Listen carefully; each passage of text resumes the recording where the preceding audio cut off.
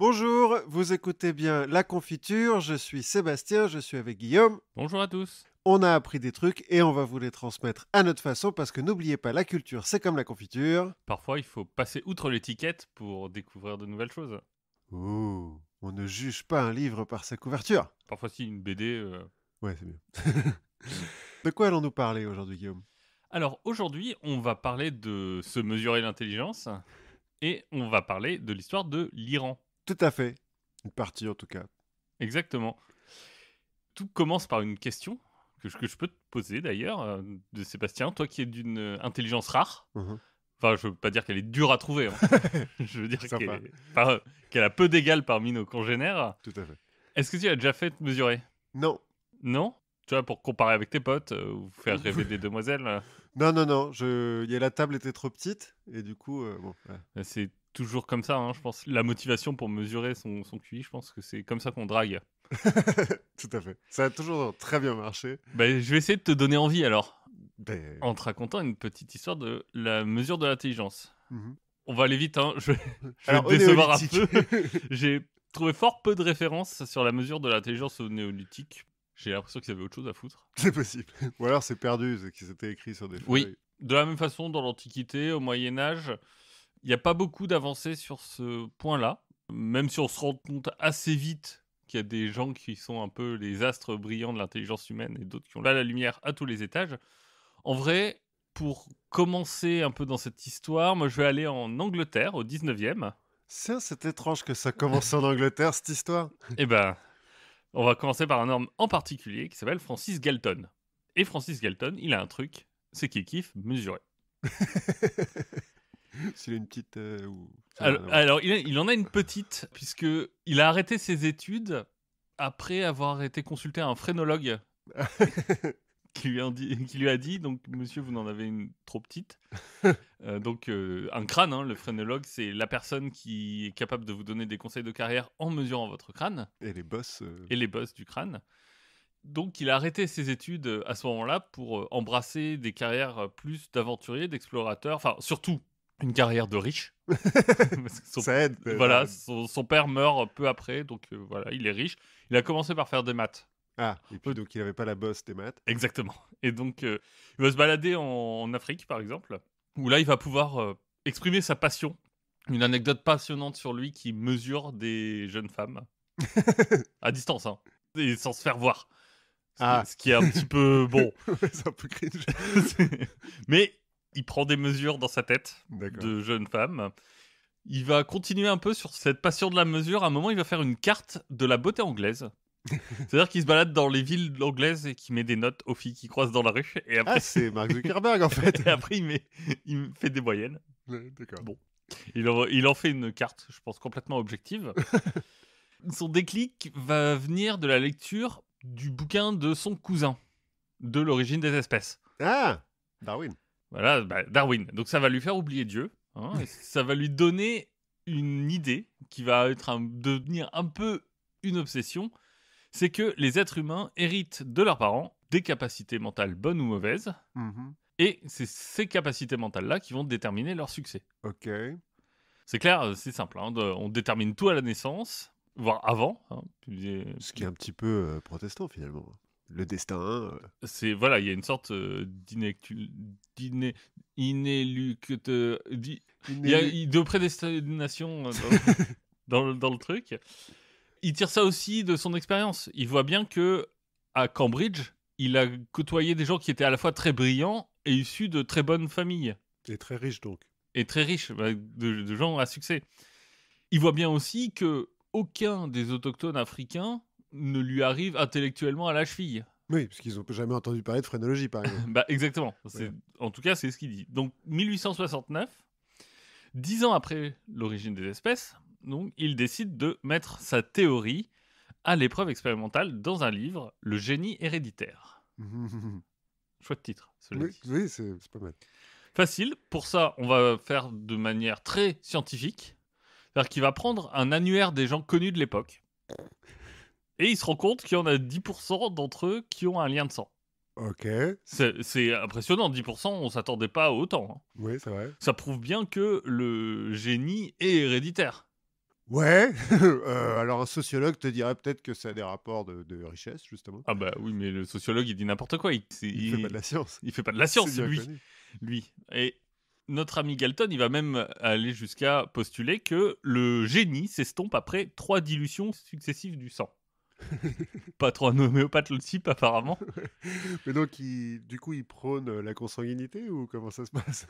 Alors, Pour pas diluer ton sang. on va voir ce qu'il prône parce que effectivement, il va en tirer des conclusions. Mais déjà, ça permet de justifier un peu l'ordre social Mhm. du Effectivement. moment.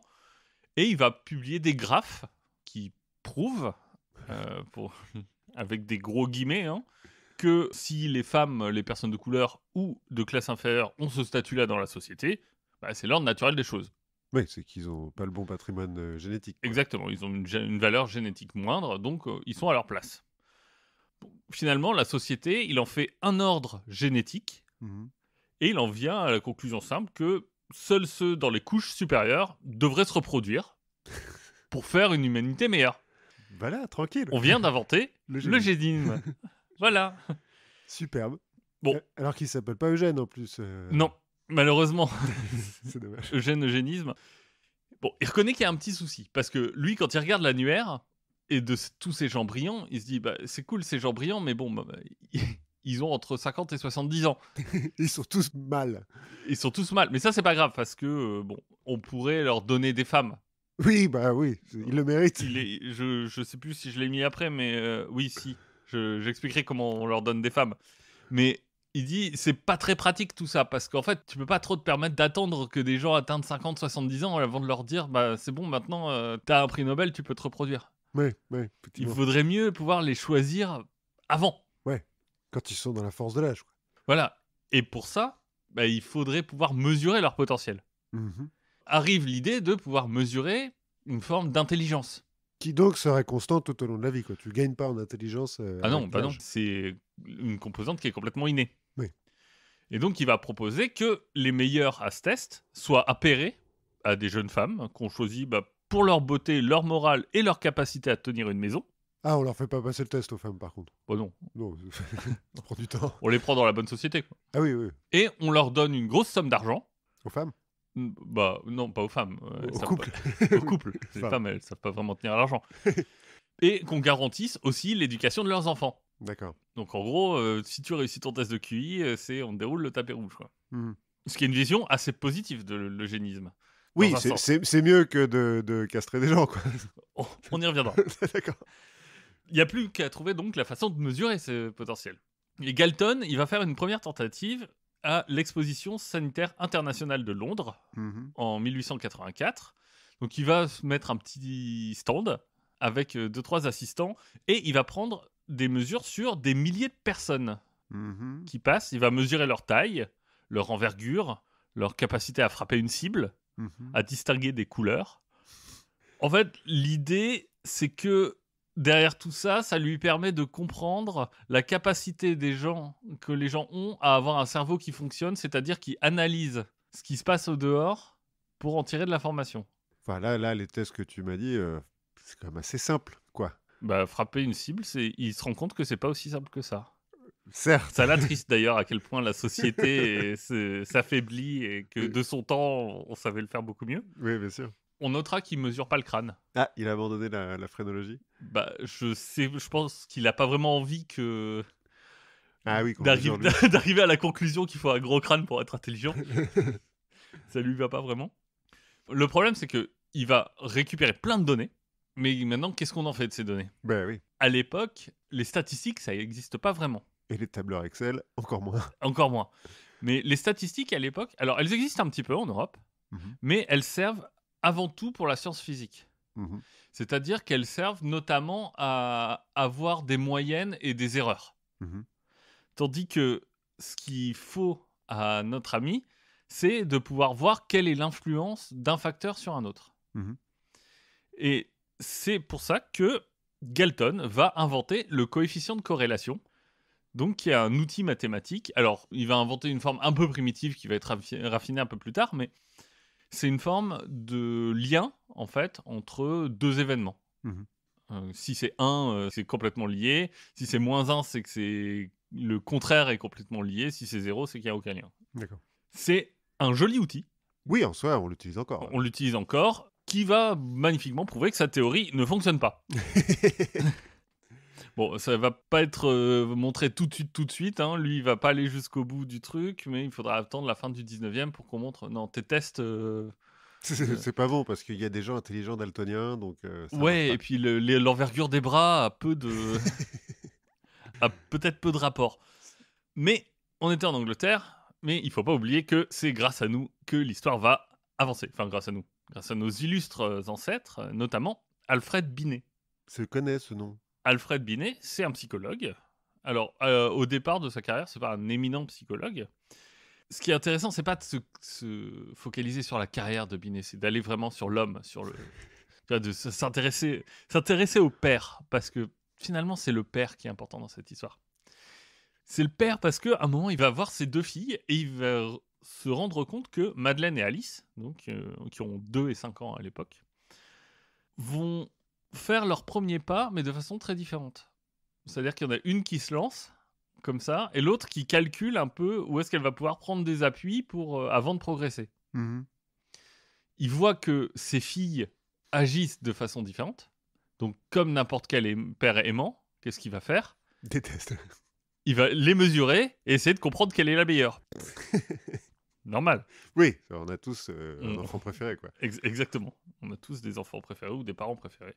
Ah merde, ma mère écoute. Non, c'est pas grave, on n'est pas obligé de le dire. Oui, on n'est pas obligé de le dire, on va laisser planer le doute.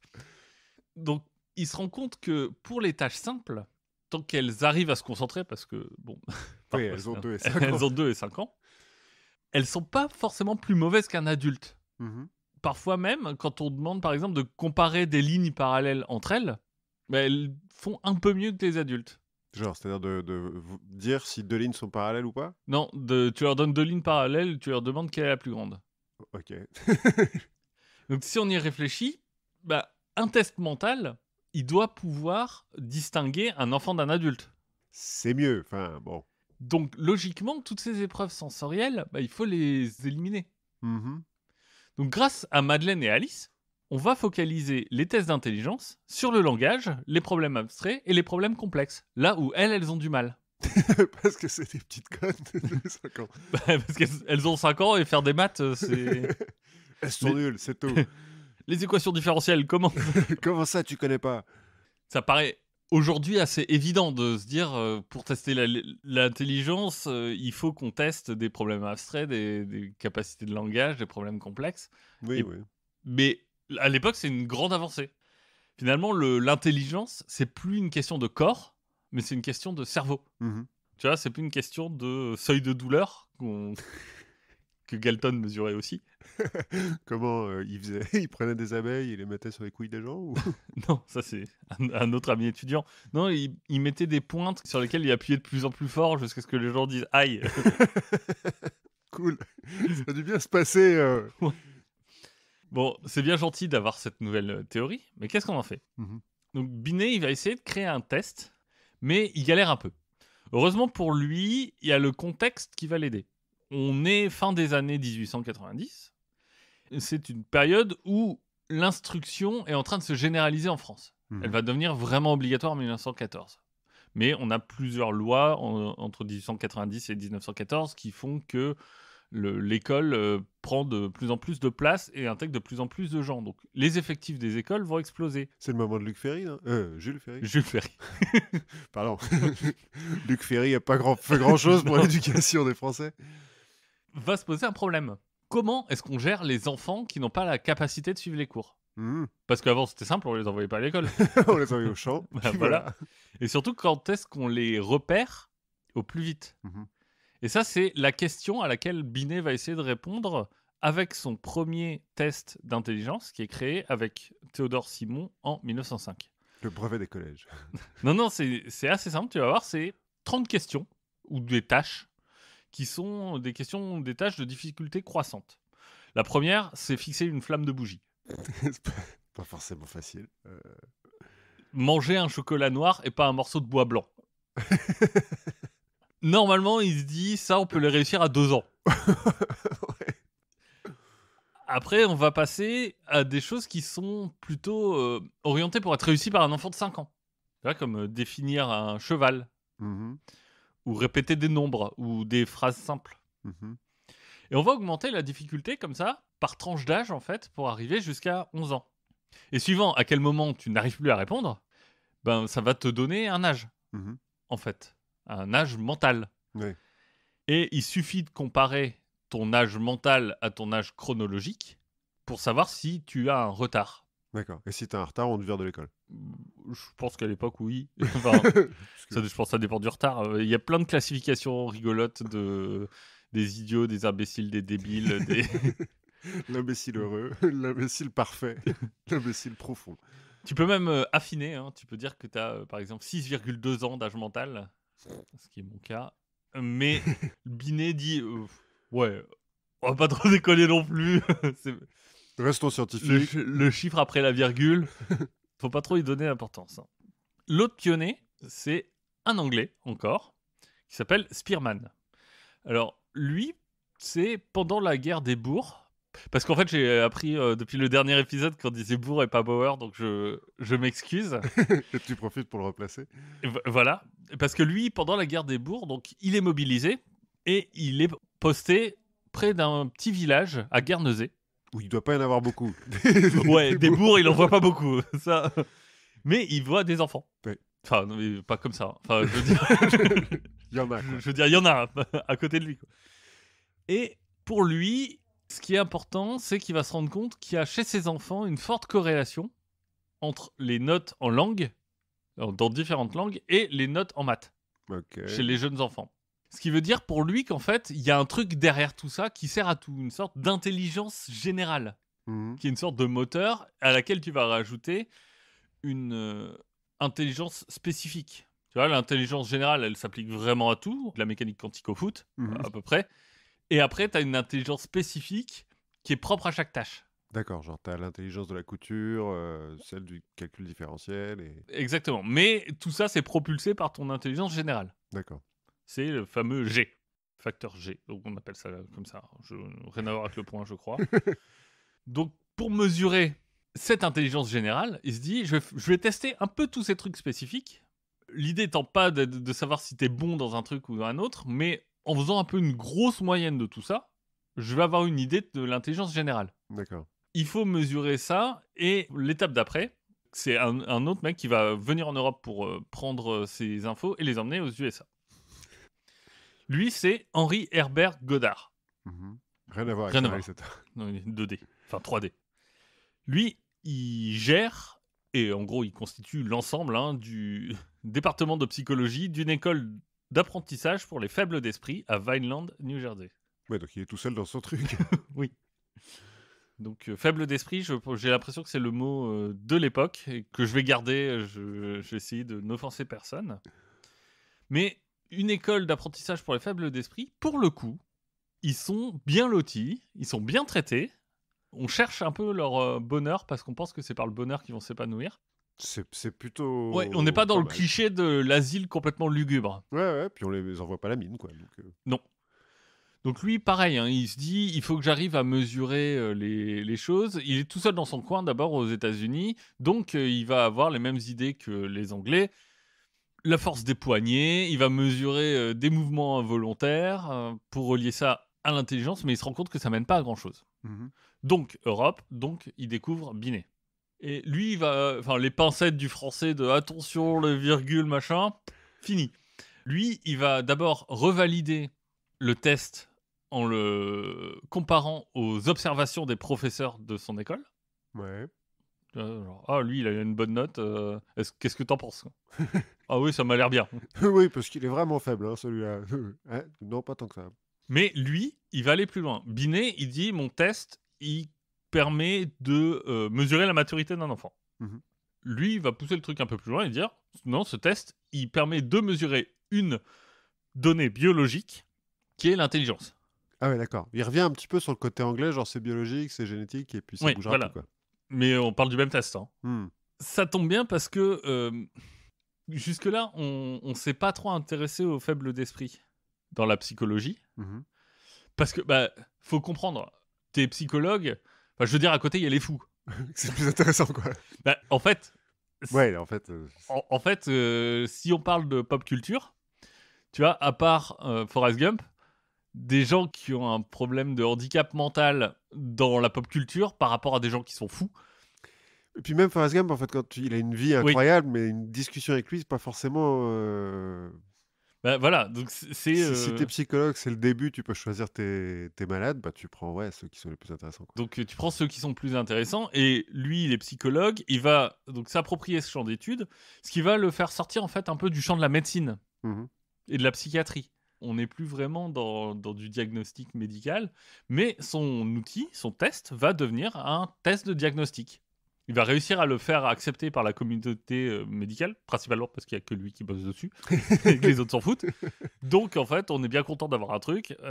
On va avoir un outil de diagnostic officiel en 1910. Donc qui diagnostique les faibles d'esprit, quoi. Exactement. OK. Là encore, il fait des catégories. Je crois que c'est idiot, imbécile et débile.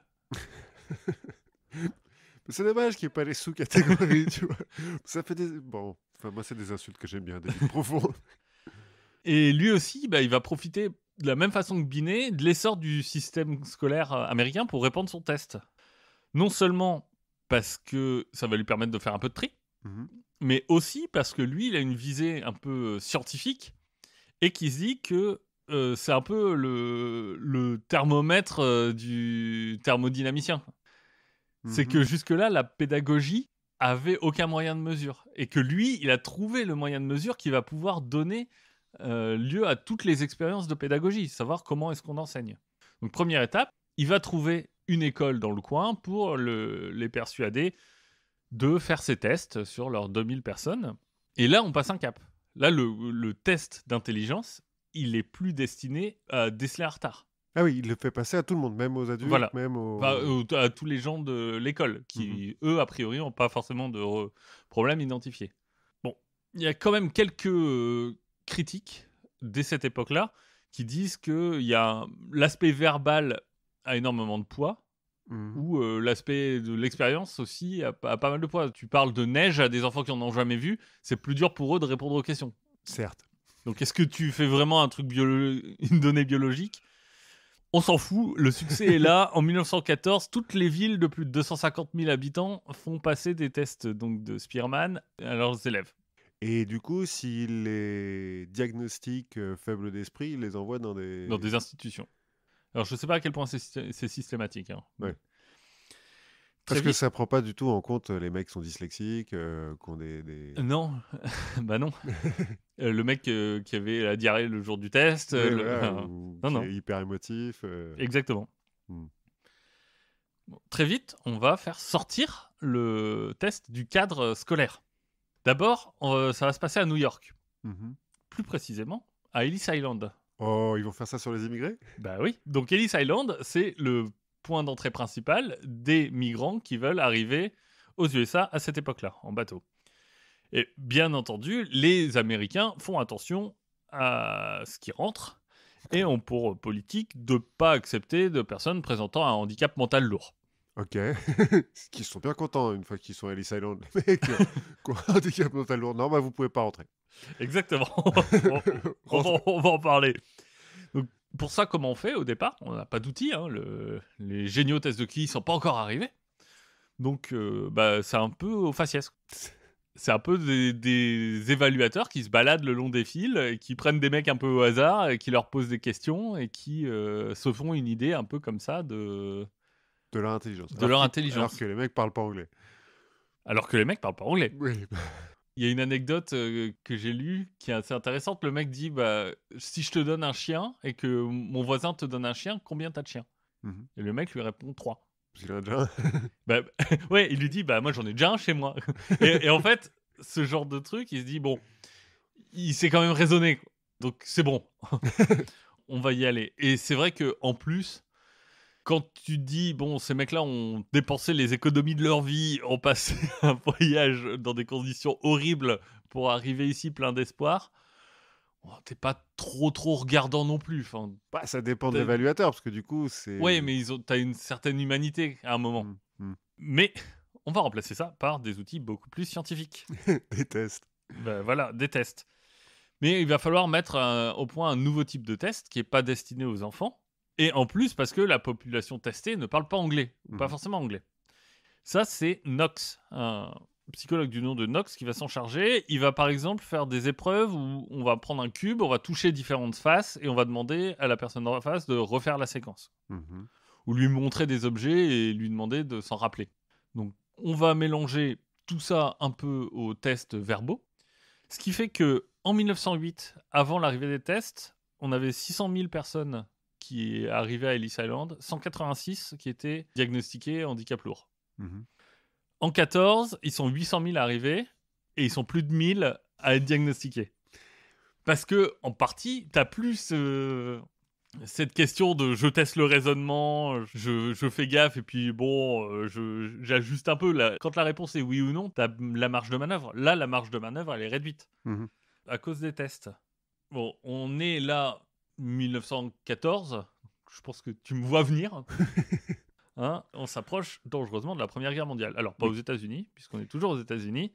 Ça viendra plus tard. En Europe, on se pose pas trop de questions. Hein. Oui, on envoie tout le monde au front. On envoie tout le monde. Hein. Tu sais tenir un fusil dans le bon sens, à peu près. Bon, va te battre. Aux États-Unis, la tension est un peu différente. Il y a déjà une armée qui est bien moins structurée.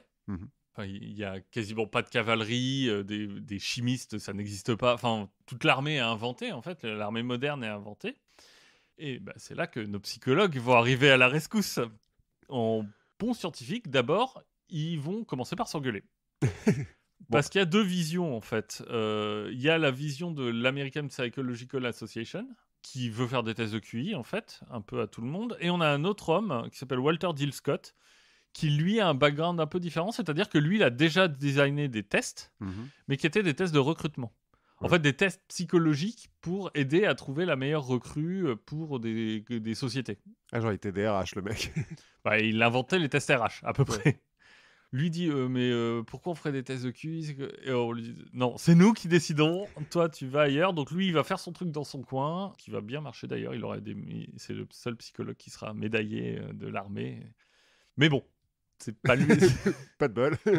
Pas de bol, c'est pas trop lui. Enfin, lui, il va faire son truc, il va s'occuper du recrutement des officiers, en fait. Cela dit, si ça marche mieux son truc, vaut mieux qu'il s'occupe des officiers. Oui. Les autres, en fait, leur but, c'est de refaire le test d'Ellis Island pour l'armée. Donc, ils vont voir l'armée, ils disent, bon, bah voilà comment nous on fait les tests, on vous propose de faire ça. L'armée dit, vous voulez vraiment être nommé officier? Ouais, bah, c'est normal. Je veux dire, trouve que bon, je trouve qu'on- ça mérite un peu. ça mérite. Et après, bon, ça, à la limite, ça pourrait être discuté. Mais après, les mecs leur disent, mais tu veux tester les mecs un à un? Enfin, avoir une discussion un à un avec, avec les millions de gars Non, ça marche pas.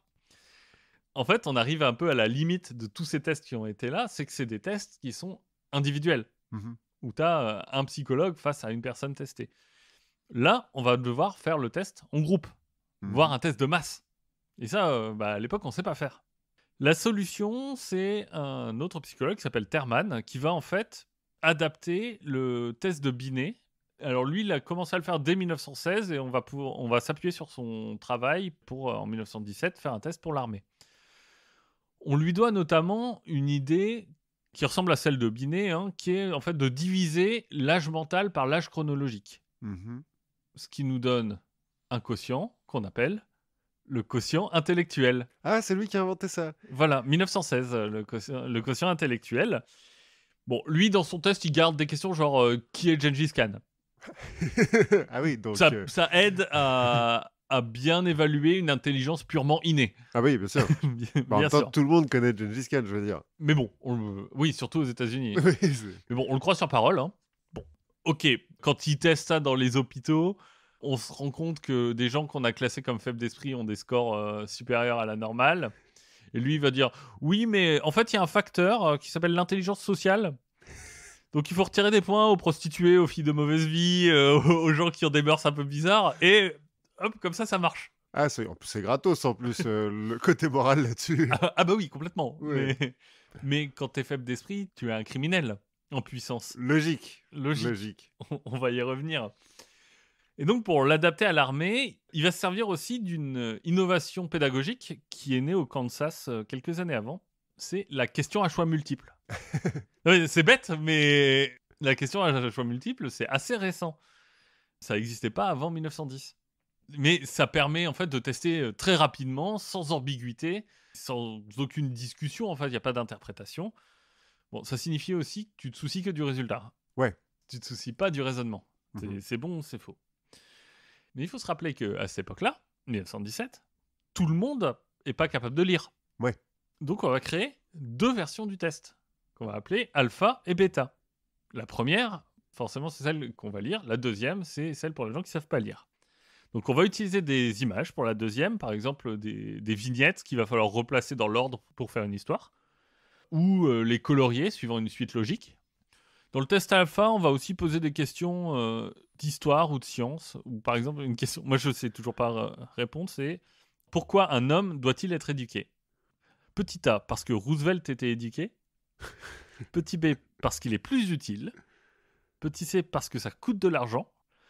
Petit D, parce que certains hommes éduqués sont sages. je n'ai pas la réponse. Je pense que c'est Roosevelt. C'est celle avec Roosevelt. C'est pour voir si tu connais Roosevelt. Si tu connais pas Roosevelt. Ouais, en plus, à l'époque, c'était dit, hein, on est en 17. Ouais. Mais logique, en même temps. Donc là, on a un test robuste. Bon, il faut quand même le valider scientifiquement. Hein. Pour le valider scientifiquement, on va comparer les résultats de ce test avec les résultats d'autres tests précédents, ceux de Binet. Qui sont aussi... Voilà, tout est robuste. Tout tient bien. De toute façon, c'est pas comme si on avait une vraie mesure. Mais, bon. Donc, à quoi bon se faire chier, hein.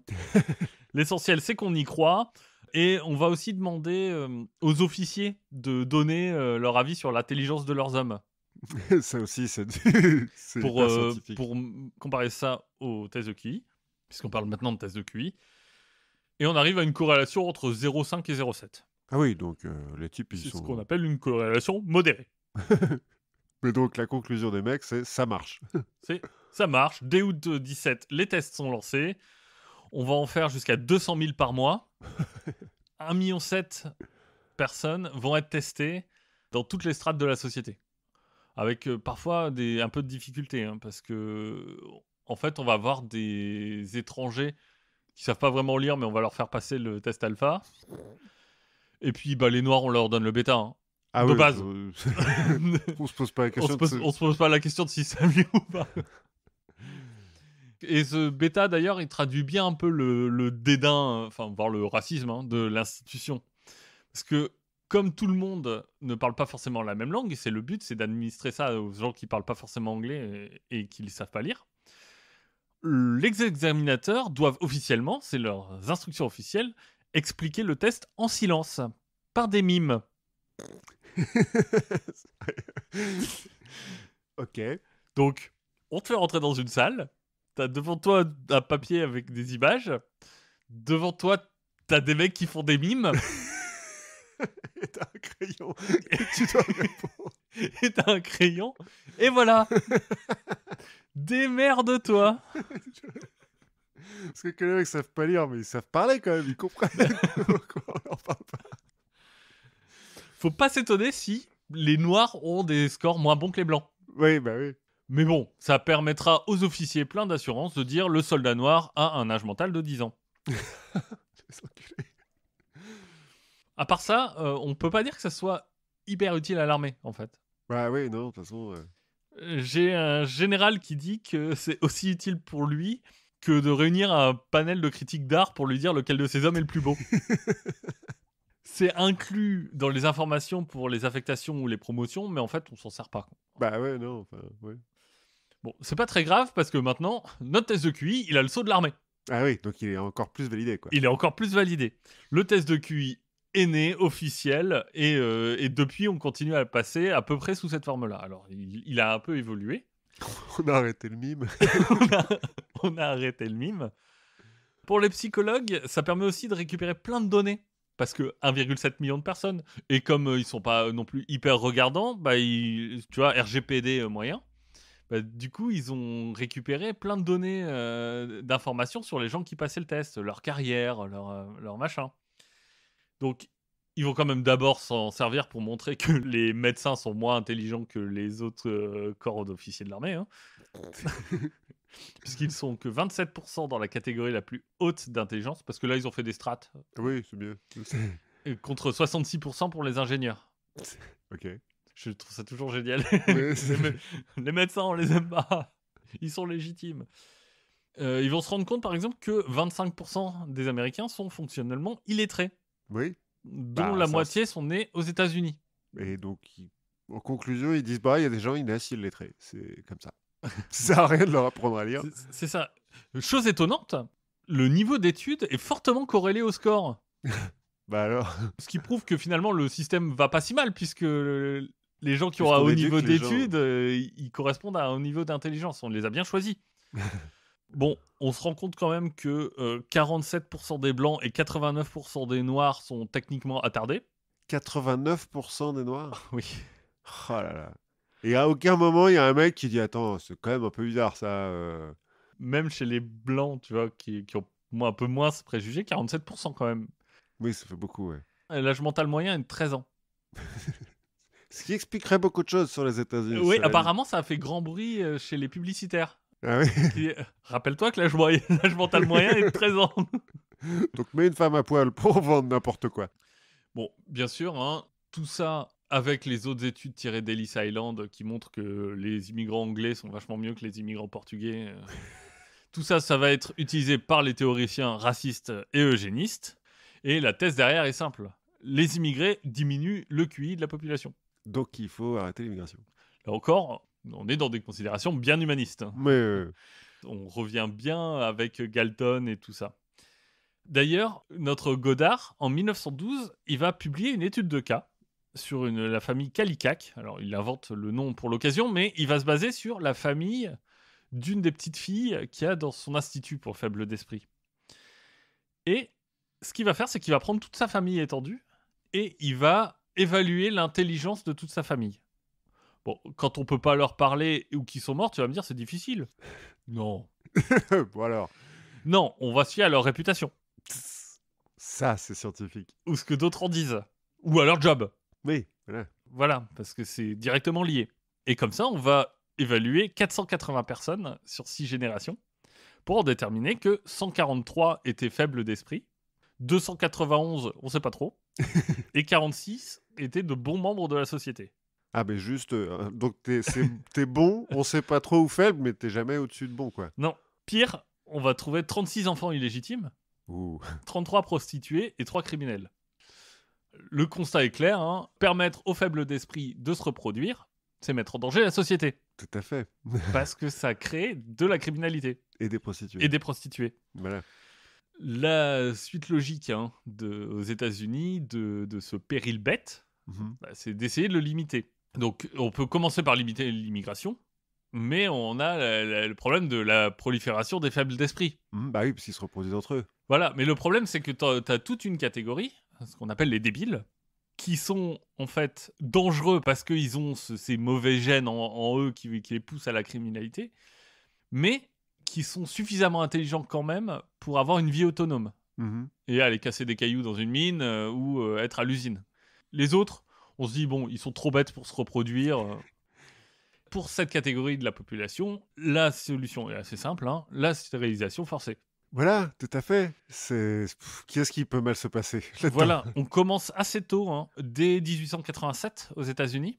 Mais le vrai tournant, c'est 1927. C'est le cas de Buck versus Bell, qui va en fait être un cas juridique qui va remonter jusqu'à la Cour suprême, qui va légitimer la stérilisation de ceux qui échouent à un test de QI. C'est chaud. Le cas est ultra horrible.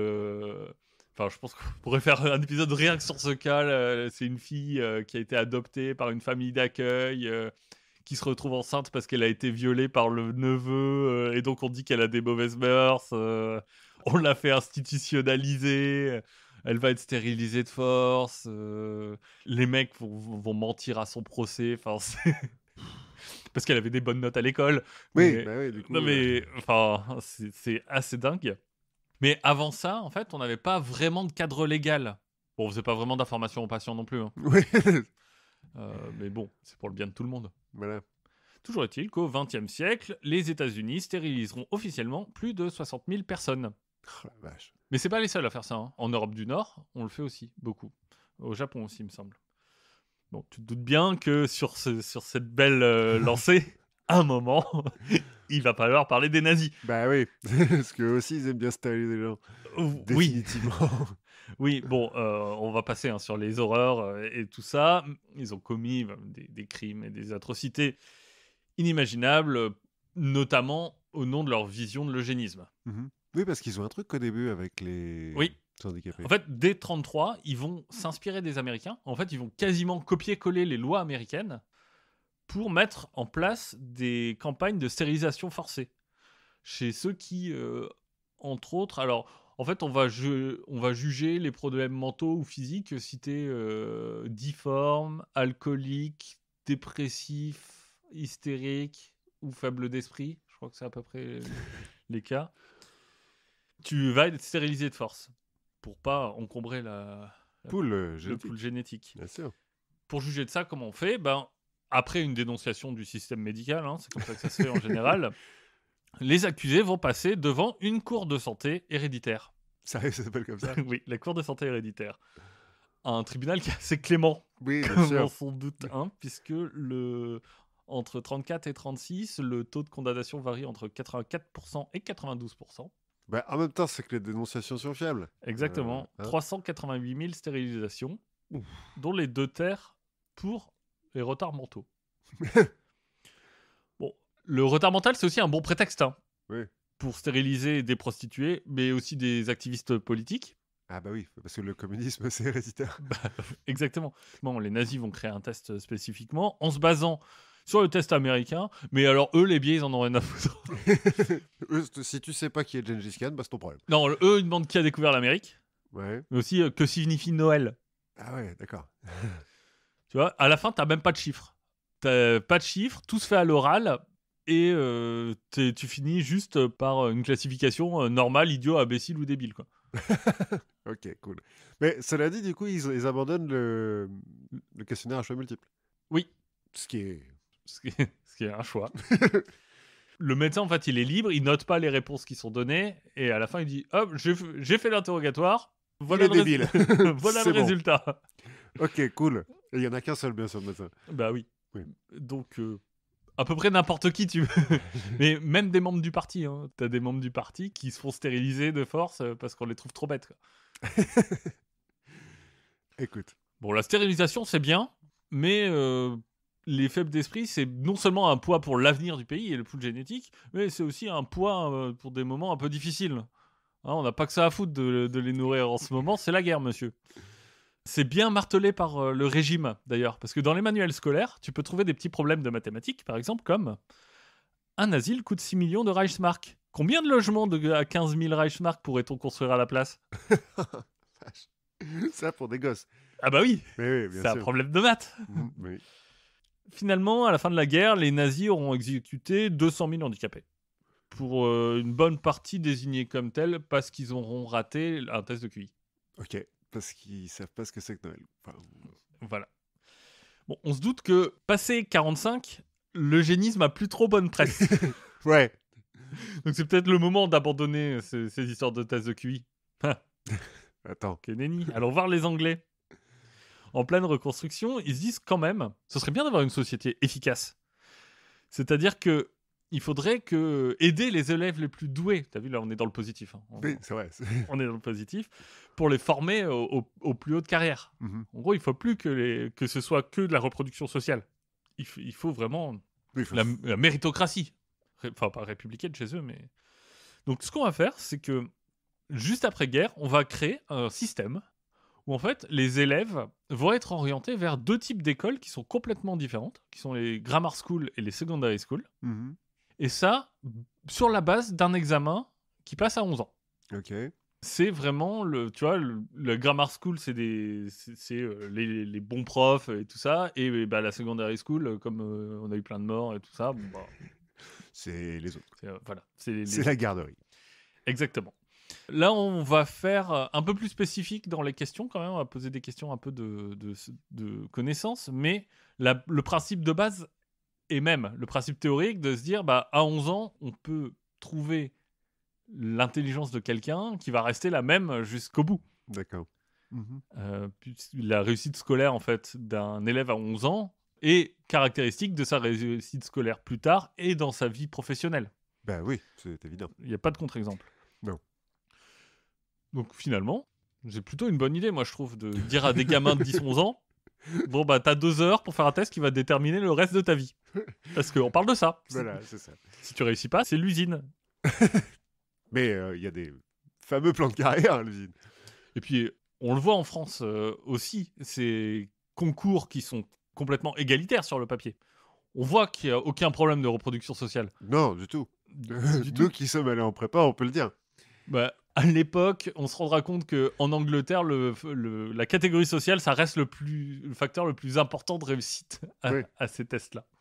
Qu'on abandonnera finalement en 1965. Ah ouais, quand même, 20 ans, ils ont gardé ce Ouais. truc-là. Aujourd'hui, on a un retournement de situation un peu improbable parce qu'on n'utilise plus trop le test de QI de façon institutionnelle, Mhm.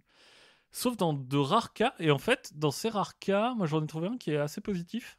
On retourne aux États-Unis parce que la mesure de QI, c'est quand même important pour eux. Et d'ailleurs, c'est un peu la base de leur système scolaire. Hein, Parce qu'ils continuent à le faire. La base de leur système, c'est les SAT, enfin, Mhm. du système scolaire. Et les SAT, c'est directement inspiré des tests de QI. C'est des questionnaires à choix multiples en masse sur plein de sujets différents. Et ça donne un score global à la fin. Ouais. Mais là, aux États-Unis, un des rares cas positifs que j'ai trouvé, c'est que le QI, ça devient une barrière pour savoir qui est-ce que tu as le droit d'exécuter. Ah, si c'est trop bas, t'as pas le droit d'exécuter? Oui, exactement. Parce qu'il n'est pas responsable de ses actes, quoi. Exactement. Mais alors, du coup, il y a des gens qui oscillent.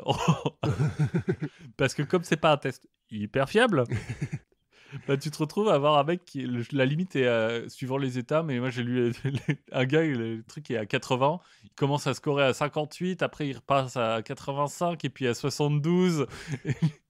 En fonction de si on lui fait passer le truc le matin, le soir, Ouais, c'est ça. s'il est détendu ou pas, quoi. Mais au moins c'est un peu positif, on va Oui, dire. ça doit sauver des gens. J'ai remarqué aussi que le test de QI a pas trop pris en France. C'est bien moins ancré dans notre culture que la culture anglo-saxonne. Alors je sais pas pourquoi. Mon hypothèse, c'est que tout notre système scolaire est quand même vachement façonné par notre vieille institution qui est le baccalauréat, Mhm. qui écrase un peu tous les autres styles de tests finalement, et qui lui a une grille de lecture qui est plutôt basée sur le raisonnement plutôt que qui est Oui, parce que tu fais de la dissertation, quoi. exactement. Tu vois, c'est qu'on aime la dissertation, donc... Voilà, donc on aime écrire, on aime se regarder écrire. Moi, en Oui. France, j'ai l'impression qu'on fait des tests de QI, mais pas pour déceler les faibles d'esprit, mais les surdoués. Enfin, moi, quand j'étais au collège, je crois, enfin bon, il y avait un type qui était brillant, hein, on peut pas le nier. Toute sa famille, d'ailleurs, parce que genre, son petit frère a appris à lire tout seul à 3 ans. Enfin, genre, c'était un peu débile. Eux, ils ont tous passé les tests de QI parce que leurs parents étaient là, genre, ouais, il y a un problème avec nos enfants, là, ils vont prendre le contrôle de la maison, ils sont trop intelligents. Alors moi, en fait, peut-être que j'ai passé un test de QI, je sais plus, parce que j'ai sauté une classe, j'ai sauté le CE2. Et donc j'ai vu un psychologue à ce moment-là qui m'a posé des questions sur de l'orthographe et des trucs comme ça. Puis à la fin, il m'a dit oui, c'est bon. Ouais, mais tu sais pas, en fait, si c'est... Non, Est-ce que t'as fait du mime? mais monsieur, pourquoi vous bougez comme ça? Je comprends pas. Au final, on se rend compte que nos tests de QI, c'est finalement une série de petites améliorations pratiques Mhm. et plus tard d'améliorations un peu statistiques pour te retirer les biais, mais qui sont basées c'est une évolution du test de Binet. Ouais. Tout ça, c'est en droite ligne. C'est un test qu'on corrige petit à petit. Mais derrière, il n'y a pas de vraie théorie Oui. sur, sur ce que c'est l'intelligence. On a commencé à essayer de faire des tests, et puis après, on a essayé de le corriger tant bien que mal, mais il n'y a aucune base théorique derrière tout ça. Oui, en fait, on sait pas ce qu'on teste. Mais on sait même pas définir l'intelligence, en fait. Oui, oui. D'autres ont tenté de faire ça. Alors, on a d'autres théories, notamment celle de Gartner, qui parle des intelligences multiples. Mhm. Donc, pour lui, il y en a 7. Musicale, intracorporelle, extracorporelle, logique, physique, plein de choses comme ça. Il n'a jamais conçu de test. Ce qui est peut-être pas plus mal. Ouais. En 95, tu as Daniel Goleman qui va parler d'intelligence émotionnelle aussi. Mhm. Mais là aussi, tu n'as pas de vrai test qui existe.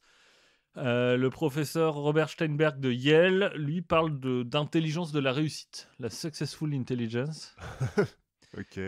qui compose en fait en 3 composantes: analytique, créative et pratique. En gros, il dit l'intelligence créative, c'est pour savoir quel problème tu dois résoudre. L'intelligence analytique, c'est pour pouvoir le résoudre. Et l'intelligence pratique, c'est pour pouvoir mettre en œuvre une solution efficace. Ouais, OK, pourquoi pas? Là aussi, l'idée peut être séduisante, mais bon, toujours pas de test, hein. Finalement, aujourd'hui, on se retrouve avec des tests qui sont meilleurs que ce qu'on avait en 1905, mais qui sont toujours basés sur à peu près la même chose. Et finalement, ton test de QI, moi j'ai envie de dire qu'il mesure surtout ta capacité à répondre à un test de QI. Ouais. Y voir beaucoup plus que ça, Mais ils ont c'est été débarrassés quand même des biais, moi qui ai scoré en culturels. 76, qui est plutôt pas mal. Je crois que c'est la base parce que maintenant c'est basé sur une gaussienne, non? Ça a toujours, en fait, ça a toujours été une gaussienne. Mmh. Donc c'est aussi ça qui est fait dire c'est bon. Ouais, ça peut pas être, C'est une preuve. même. C'est basé sur une gaussienne qui est à 100. Donc la moyenne et la médiane, puisque si tu es sur une gaussienne, c'est pareil, et 200. Donc si tu es à 100, tu es comme tout le monde, si tu es au-dessus, tu es mieux et Si tu es à 100, c'est pas que tu es comme tout le monde. Si tu es à 100, c'est que tu as 50% de la population qui est qui a un moins bon score que toi, 50% qui a un meilleur score. Mmh. Et donc ça a été débarrassé des biais, culturels, genre, qu'est-ce que c'est Noël ou qu'est-ce que c'est Gengis Khan? Un petit peu, mais pas tant que ça, parce qu'en fait, tu peux toujours t'entraîner à un test de QI, Mmh. parce qu'il y a Oui. toujours des stratégies, des choses. En fait, si tu suis la logique, t'entraîner à un test de QI te rend plus intelligent. Ouais. Oui, puis comme, on en parlait, avant de commencer, Oui, l'émission, si tu fais un test de QI sur des gens qui n'ont jamais vu de carré parce qu'ils vivent dans la forêt amazonienne, oui. bah Et il faut savoir qu'en 2 générations, on a gagné 20 points de QI. ah la vache! Bien! Donc, Donc ça marche! donc ça marche, on est vachement plus intelligent qu'avant. On a bien fait de L'homme moyen d'il y a 2 générations serait aujourd'hui à la limite de la débilité. beh, Enfin, il y a 2 générations, c'est quoi? C'est nos c'est les grands-parents? boomers. C'est les boomers? Tout s'explique. Voilà, parfait. Donc ça marche, c'est scientifique. Voilà, on peut peut-être s'arrêter là-dessus. Voilà. Bon, on a appris plein de trucs. On a appris plein de trucs sur le test de QI. Mmh. Moi, j'ai décidé aujourd'hui de parler de l'Iran. Parce que bon, avec, Babour et Tamerlan, j'ai quand même pas mal parlé de cette région déjà, Oui, mais sans parler de l'Iran. Bon, effectivement. on va dire que je fais une fixette. Peut-être. Je Ouais, et puis c'est que en lisant sur Babour, tu tombes sur des trucs sur Oui, voilà. Tamerlan et tu te dis c'est cool, et puis après tu dis ah ouais. C'est intéressant et puis surtout avant, de commencer, j'y connaissais rien, sur l'Iran. Donc c'est pour ça qu'on fait ce podcast aussi, pour apprendre des trucs. Oui, Et puis, vous l'avez peut-être remarqué, on nous ressort un petit peu des, islamos, tout plein de trucs en ce moment à la télé. Alors peut-être que c'est parce que l'élection présidentielle arrive, peut-être parce que la République est menacée par l'hydre, islamique qui va, transformer le Paris-Brest en oui. Alors, suivant que nous sommes avant ou après l'élection de Marine Le Pen, il y a de l'ironie ou non dans cette phrase. Voilà. Et donc, j'ai quand même voulu me poser la question, comment est-ce qu'un pays à l'histoire millénaire, hein, parce que l'Iran, Oui. on va le voir, au néolithique, il y a déjà des gens, comment est-ce que donc ce pays se transforme en république islamique? Parce que je crois que c'est une des seules républiques islamiques au monde.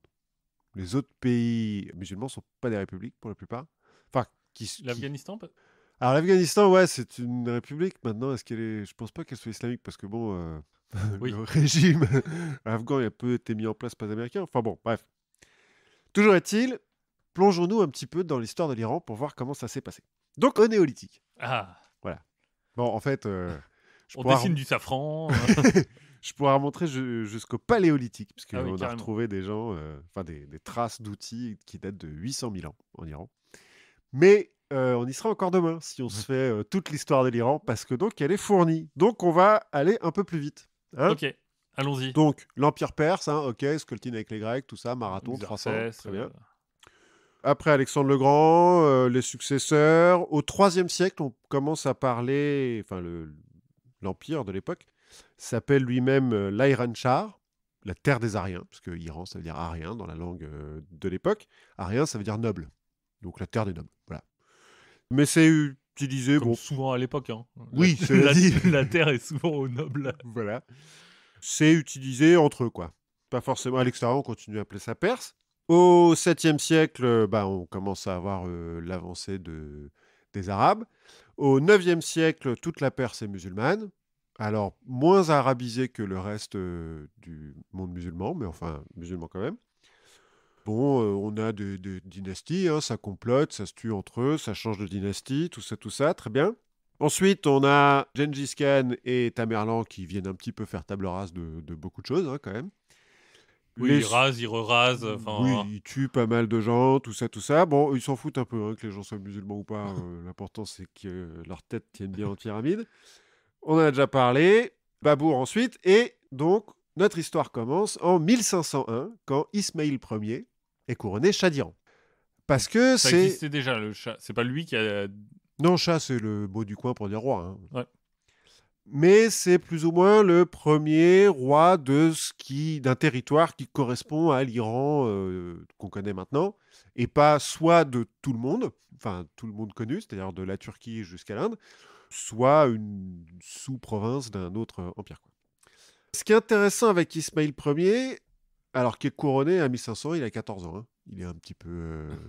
Ah oui, c'est le premier et il a 14 ans. Ouais, mais alors c'est pas parce qu'il a été placé là, hein, c'est qu'à 14 ans, il est précoce, quoi. D'accord. Ce qui est intéressant chez lui, c'est qu'il est roux. Ok. Non, c'est pas très intéressant, mais c'est sur toutes les peintures, il est roux. Mais c'est bien marqué, tu vois. Voilà. Non, ce qui est intéressant, c'est que c'est pas un chef de clan comme peuvent l'être Babour ou Tamerlan ou d'autres mecs comme ça. En fait, c'est l'héritier d'un ordre soufi, d'une confrérie soufie, l'ordre safavier. Chez les soufis, on appelle ça une tarika, mais en gros, ça correspond un petit peu aux chevaliers teutoniques, quoi. D'accord. C'est des types qui sont donc soufis, religieux, qui suivent un mec, qui est leur grand maître, hein, plus ou moins. Le poste de grand maître se transmet de façon héréditaire. Donc Ismaïl Ier, c'est le fils du grand maître d'avant. Sa confrérie, elle est entre l'Iran du Nord, la Turquie. C'est surtout des tribus turkmènes, mais bon, voilà, il y en a un petit peu partout. Et donc en 1499, quand il se décide à prendre l'Iran, parce qu'il est ambitieux, hein, il a beau avoir 12 ans. Oui, et puis tout le monde l'a fait avant lui. Bon. Voilà, je veux dire, c'est un peu la tradition. Il appelle les soldats de la confrérie, qui s'appellent les Kizilbash, pour former une armée. Et avec cette armée, il va conquérir l'Iran. Là aussi, les prononciations. Oui. Soyons indulgents. Voilà, je ne parle pas, alors sans plus, le perse de l'époque, hein, parce que Oui. je suppose que ça a changé quand même. Si, non, c'est exactement comme ça qu'on disait en perse de l'époque. Maintenant, ça a changé, mais... Bref, en tout cas, donc les Kizilbash, ils sont 7000. Mais ils sont chauds parce que, comme les chevaliers teutoniques, en fait, c'est un peu des fanatiques, quoi, qui suivent un chef religieux. Et qui vivent pour se battre. Voilà. Et donc, avec eux, ils conquièrent l'Iran. On l'a comparé, moi je l'ai vu comparé avec ce qu'a fait Albert de Prusse, le dernier grand maître des chevaliers teutoniques, qui à un moment donné a dit bon, on va prendre le coin là, on va appeler ça la Prusse, et puis moi je vais être duc. Parce que grand maître Voilà. c'est cool, mais duc c'est mieux. C'est un peu ce que fait Ismaïl. Maintenant, je suis chat. Voilà, maintenant C'est moi le chat. C'est moi le chat. Et puis, pour unifier un peu le pays, parce que le problème en Iran, alors déjà qu'ils se sont fait marcher dessus par beaucoup de gens, et donc il y a eu beaucoup de mouvements de population, c'est qu'en Iran, tu as des Turkmènes, tu as des Perses, tu as des Arabes qui sont venus au moment de la conquête, tu as des Kurdes, tu as des Arméniens, tu as un peu de tout, quoi. Tu as même un peu des Indiens et des Afghans à l'Est. Bon. Donc il faut unifier un petit peu tout ça. Et du coup, Ismaïl, il décide que tout le monde doit se convertir au chiisme, que ça devient la religion d'État, et que si t'es pas chiite, maintenant, soit tu dégages, soit on te raccourcit, quoi. D'accord. Même les chrétiens... Enfin, il n'y a pas de chrétiens, il n'y a pas de... Alors bon, il y a une petite tolérance pour les chrétiens, les juifs et les zoroastriens, parce que bon, voilà, ils croient à autre chose, donc... Mais en tout cas, tous les musulmans doivent devenir chiites. Il y en a déjà des chiites en Iran, il y a déjà des ismaéliens, il y a déjà des chiites. Bon. Je ne sais pas combien il en a tué des gens, mais en tout cas, le pays devient chiite et acquiert une identité. Maintenant, quand on est iranien... Les chiites étaient minoritaires. Les chiites, alors pas forcément en Iran, mais dans l'islam, Oui, les chiites sont minoritaires, encore maintenant. Oui. En Iran, ils sont largement majoritaires, hein, c'est 80% de la population. À l'époque, dans la région, je ne sais pas, les statistiques ethniques étant interdites, on ne sait pas trop. Mais en tout cas, après le décret d'Ismaïl, tout le monde devient chiite. Enfin, tout le monde, la majorité des gens deviennent chiites. Enfin, en tout Donc, cas, si tu leur demandes, ils sont chiites. oui. Donc, ça crée une identité. Et puis, dans le chiisme, le clergé est vachement plus structuré que dans le sunnisme. Mhm. Et donc, le clergé chiite en Iran se structure et acquiert un certain pouvoir. Parce que Ismaïl, comme un peu tous les rois de cette époque, il est roi de droit divin. Hein. Oui. Déjà qu'à la base, c'est un chef religieux et que son armée, c'est des fanatiques. Tant qu'à faire, Voilà. Donc, j'ai discuté avec le patron. voilà. Donc, un certain pouvoir donné au clergé chiite. Bon, on saute un petit peu dans le temps. Au XVIIIe siècle, la dynastie des Safavides, donc, qui a fondé Ismaïl, est un peu sur le déclin. Donc c'est pas lui les Ismaéliens, Non, c'est un autre Ismaël oui, c'est un des imams du début de l'islam. Voilà. Parce qu'il y a un moment donné où un des imams, le successeur d'Ali, a deux fils. Son fils aîné est censé être son successeur, mais meurt avant lui. Pour les chiites duodécimains, donc qui croient en 12 imams, c'est le fils qui est mort avant, Qui qui est le troisième l'imam, ouais, alors ou c'est trois ou le quatrième. 7e imam, je crois. Pour les Ismaéliens, c'est l'autre qui s'appelle Ismaïl. Ok, Mais Ismaïl n'est pas Ismaïlien. d'accord. Il était soufi à la base. Alors les soufis sont un peu entre les deux. Entre le sunnisme et le chiisme. De toute façon, ils sont un peu bizarres. Mais ils savent se battre. Bah, ils sont en confrérie, ils sont chauds en fait. Ils ont le soufisme, c'est la partie un peu ésotérique de l'islam. Et de manière générale, les soufis sont très, surtout à l'époque, sont motivés quoi. Parce qu'ils ont des règles hyper strictes, mais qui sont internes à leur confrérie. Chaque Oui. confrérie a des règles et tout, parce qu'ils suivent un type qui est. Ouais, c'est des moines guerriers, Ouais, un peu. des clercs. Ils ont des sortes de guérison. Et puis ils ont la paume qui tape. Donc je disais, début du 18e, c'est le déclin de la dynastie safavide. Donc en gros, tu as les Ottomans à l'ouest, les Russes au nord, les Afghans et les Moghols à l'est qui ziotent un petit peu sur l'Iran qui commence à décliner. Tout le monde attaque plus ou moins en même temps, c'est les Afghans qui gagnent. Quelques années plus tard, Nader Shah, un fils de berger qui est devenu chef de bande et puis qui à un moment donné, sa bande c'est devenu une armée, il a dit bon, bah, je vais être général. Et je vais être roi. Il va bouter les Afghans en dehors de l'Iran et puis il va dire bon, On est d'accord, hein. je vais être Shah C'est moi le maintenant chat. parce que voilà. Donc il prend le pouvoir. Il se trouve que Nader Shah c'est un général de génie. Alors tu vois les généraux géniaux un petit peu sur Wikipédia, il y a des images de leur bataille, tu sais, avec les bataillons qui sont à tel endroit et tout. On va l'appeler le Napoléon iranien. D'accord. Il a une certaine importance parce que, bon, donc, déjà, comme Parce dans... qu'il a fait le code civil. Non, mais comme dans tous les pays où il y a eu un Napoléon, machin, bah, les gens sont contents qu'il y ait eu un général de génie. Il va agrandir le territoire de l'Iran, mais surtout, il va envahir l'Inde à un moment donné, et il va piller Delhi. Bon, Delhi, ça n'a pas l'air non plus la ville la plus safe au monde. non, effectivement. Il va tuer beaucoup moins de personnes, hein, seulement 20 000. Donc bon, ça va Oui, quoi. ça va. Par contre, il va ramener un gros trésor. En gros, bon, je passe sur les milliers de chameaux et de chevaux et de trucs comme ça, les 700 millions de roupies. Il va ramener le Koh-i-Noor, la montagne de lumière, le Darya-i-Noor, la mer de lumière. Ce sont deux diamants, sont la taille de mon poing. Hein. Et pour ceux qui ne connaissent pas Sébastien, J'ai grosse main. il a un gros point.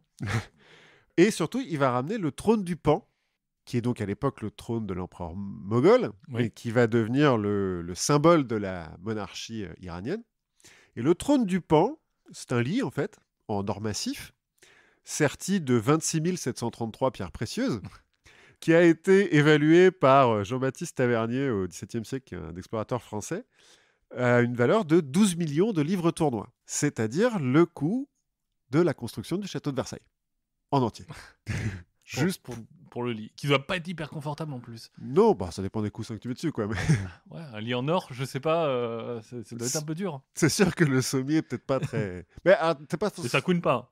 Non, je suis pas sûr que tu es censé dormir dessus. C'est juste que c'est un peu plus grand qu'une chaise, quoi. Il ramène un tel trésor, Nadir Shah, que pendant 3 ans, il est plus obligé de lever d'impôts. Et ça, les gens aiment bien.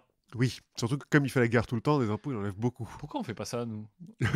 Allons envahir Delhi. plutôt que de payer des impôts, pourquoi on n'irait pas envahir Delhi? On reviendra avec 3 call centers. Voilà, ça va beaucoup mieux. Bon, il se fait assassiner en 1747, Nadir Shah. Guerre civile Je passe un petit peu, mais en gros, jusqu'à la fin du 18e, c'est un peu guerre civile tout le temps. Et puis fin du 18e, en 1789 pour être exact, Aga Mohamed Shah Qajar prend le pouvoir. C'est le chef des tribus Qajar qui sont des héritiers des Kizilbash, donc des moines guerriers. Alors, ils sont plus moines guerriers, hein, mais... de Ismaël. Ouais. Il est considéré comme un souverain un peu cruel parce qu'il y a un moment donné où il fait aveugler plusieurs milliers des partisans de son opposant. Bon, il les tue pas en même temps. Aveuglé. Voilà, on leur crève les yeux, quoi. Ok. Bon, c'est un peu cruel. Mais en même temps, peut-être qu'il y a des raisons d'être cruel. Ouais, si t'as le chevalier du dragon. En face de toi. Non, mais c'est aussi qu'il a une vie pas facile, gars, Mohamed Shah. Parce qu'il a été castré quand il avait 7 ans. Ensuite, il a fait 16 ans d'esclavage. Il serait pas un peu bête? Un peu faible d'esprit? Peut-être, je ne sais pas. Je pense pas, parce qu'il a quand même conquis tout un pays. Bon, il est peut-être un petit peu vénère, quoi. Il prend le trône en 1789, il est assassiné en 1797, mais il fonde quand même une dynastie. Alors, pas grâce à ses enfants. Oui, hein. oui. Comment fondent-ils cette dynastie? Grâce à son neveu, qui va donc être la dynastie des Qajars, qui va gouverner l'Iran. C'est Renault, ça. Pardon. Oui, mais oui. Écrit pareil. Je sais pas si y a un... Enfin, écrit pareil. Transcrit pareil, parce que Oui. bon, l'alphabet iranien n'a rien à voir avec l'alphabet latin. Hein. Les Qajars, ils vont gouverner l'Iran jusqu'au XXe siècle. Jusqu'au début du XXe siècle. Bref. Ils arrivent à restabiliser un petit peu l'Iran. On arrête avec la guerre civile, tout ça. Ils reprennent un petit peu le côté monarchie de droit divin. Donc, ça marche. Ça marche bien, de manière générale. Donc le clergé, au début du 18e, se dit « bah cool, bien, bien, bien, bien ». De toute façon, c'est un petit peu le clergé qui, depuis 3 siècles, s'occupe... De tout, parce que les autres se battent. Voilà, il s'occupe de l'éducation, de la justice, et puis, c'est un clergé, quoi, donc il possède un petit peu de la terre, voilà. Donc là, ils sont plutôt contents. Sauf que l'Iran voit apparaître, à ses frontières, 2 nouveaux players. C'est-à-dire qu'avant, on se battait surtout contre les Afghans et les Ottomans. Maintenant, on a au nord l'Empire russe, qui est un vrai gros empire maintenant, et au sud, l'Empire britannique. Parce que quand on va ravager Delhi toutes les 50 ans, bah après... Il y en a qui servent. Voilà. Donc les Anglais, ils ont pris l'Inde. C'était leur tour d'aller à Delhi. C'est ça. Il n'y a plus de trône, mais bon. Et les Russes et les Anglais, ils aimeraient bien prendre l'Iran. Les Russes, parce qu'ils aimeraient bien avoir un passage vers le Golfe Persique ou l'océan Indien. Et les Anglais, parce que maintenant qu'ils ont l'Inde et qu'ils sont pas loin de posséder l'Égypte, bah, ça serait bien de pouvoir passer par la terre, quoi. Ou au carrefour des civilisations, voilà. l'Iran. C'est un peu ça. Le problème, c'est qu'ils sont sur le chemin. Bon, cela dit, comme ces 2 gros empires et qu'ils ont, ils sont pas très loin l'un de l'autre, hein, la Russie, l'Angleterre, chez eux, c'est pas très loin. Ouais, qui sont cousins en plus. Ils sont cousins, ils peuvent pas vraiment se faire la guerre directement. Ils vont pas non plus conquérir le pays, l'Iran, parce que compliqué quoi. Là, la Russie, si elle est au port de l'Iran, c'est qu'elle a conquis avant l'Azerbaïdjan, l'Ouzbékistan, tout ça. C'est déjà un peu complexe. Les Anglais, c'est pareil. Hein, à un moment donné, ils vont envahir l'Afghanistan. Ça va pas hyper bien se passer. Donc, voilà. Là aussi, dans l'histoire. Envahir l'Afghanistan, une bonne idée. Alors, c'est pas très dur en règle générale. Hein, les gens y arrivent assez vite. Mais après... Voilà, ça se complique. Il n'y a que Babour, pour qui ça s'est hyper bien passé. Mais il est pas... Non, il est... Ah oui, il a fini par en partir. Mais, Oui. Donc, en fait, ce que vont faire la Russie et l'Angleterre, c'est se mener une guerre d'influence sur l'Iran. Ça commence à la deuxième moitié du 18e, en gros. La Russie, ils vont influencer l'armée. C'est-à-dire qu'ils vont envoyer des officiers parce que le Shah, il commence à trouver que les tribus de fanatiques, c'est sympa, mais ça fait pas une armée moderne. Hein, c'est quand même pas terrible. Si on s'est fait rouler dessus il y a un siècle ou deux, c'est surtout parce que notre armée, c'est n'importe quoi. Donc les Russes vont dire, bah attendez, on vous envoie des officiers, on vous explique comment ça marche, vous inquiétez pas, ça va très bien se passer. Et ils en profitent pour former la brigade cosaque persane, qui est donc une brigade de l'armée iranienne, avec des officiers russes à l'époque. Et puis des Cosaques. Parce que, bon, alors les Cosaques, c'est des Turkmènes à la base. Oui. Donc ça ressemble un petit peu. Bon. Mais bon. On sait pas. Le problème, c'est leur allégeance, quoi. Oui, c'est ça. Qui est-ce qui. Ils obéissent. Bon, en l'occurrence, ils obéissent au Shah parce que pour l'instant, le Shah et la Russie, tout se passe bien, quoi. Les Anglais, eux, ils sont plutôt côté commerce. Parce que ils ont trouvé que ça marchait bien, quand même. Et puis en c'est Inde. les Anglais. C'est les Anglais. Ils sont bons. Donc, ce qu'ils vont faire, c'est qu'ils vont un petit peu pousser le chat, qui en fait, il commence à voir, hein, parce qu'il n'est pas con non plus, et puis il voyage parce qu'il est riche, à voir la révolution industrielle se propager un peu Ouais. dans le monde. Et il se dit, bah, moi aussi, je voudrais que mon pays Fasse plus que de la pistache. voilà, progresse. Donc, il demande aux Anglais, est-ce que vous pouvez m'aider? Les Anglais disent oui, mais alors il faut ouvrir votre commerce déjà à l'extérieur, et puis on va vous envoyer des ingénieurs, pas de problème. Donc, ils envoient les ingénieurs qui alors se mettent à créer des trucs, hein, fabriquer des trucs. Alors pas faire du transfert de technologie, faut pas déconner, hein, Ah mais bah non. bon, construisent. Et donc ils négocient. Et puis le chat, au bout d'un moment, il dit bon bah oui, oui, oui, c'est vrai que vous êtes meilleur pour gérer le truc. Donc par exemple en 1872, il va accorder à Paul Reuter, celui de l'agence Reuters, Oui. une concession sur les routes, les chemins de fer, le télégraphe, l'industrie, la majorité des mines du pays. Donc en gros tout. Vas-y, gère. Donc une Gère, concession. moi je suis riche, je vais rester dans mon lit. Voilà, c'est un peu ça. La concession, en gros, c'est qu'il a le monopole hein, sur tous ces trucs-là. En échange, il donne un loyer au chat, mais il fait ce qu'il veut, quoi. Ouais. Bon, ça n'a pas passé, hein, cette histoire. Il va quand même, c'est un petit peu trop, ça n'a pas passé, mais bon, voilà. Les Anglais ont mis le pied dans la porte, ils commencent à avoir un petit peu des monopoles, à gérer des trucs. On arrive avec ça en mars 1890, où le chat, donc c'est toujours le même, c'est Nassereddin Shah, Qajar, qui a régné pendant 50 ans, donc depuis 1848, je crois. Il va accorder à un Anglais, le major Talbot, et à sa société, l'Imperial Tobacco Corporation of Persia, qui n'a de Perse que le nom, hein, Oui, mais qui fait du tabac, j'imagine. qui donc fait du tabac. Il va donc accorder au major Talbot le monopole sur la production, la vente et l'exportation de tabac iranien. Allez. Ça peut pas mal se passer. Il se Par trouve... tabac iranien, on entend du tabac Non, non, ou... non, vraiment du tabac. En fait, il se trouve qu'à l'époque, l'industrie du tabac en Iran, ça fait vivre 200 000 personnes, quand même, que c'est consommé par toutes les classes de la société et en tout lieu, c'est-à-dire que même à la mosquée, même au harem, les gens fument, et que le tabac iranien est particulièrement prisé des Européens. Parce que il doit être meilleur que le tabac de Virginie, il faut croire.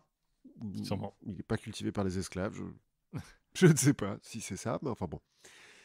Donc, toujours est-il, tous les petits Ce producteurs petit et goût de tout... liberté. Ça doit être ça.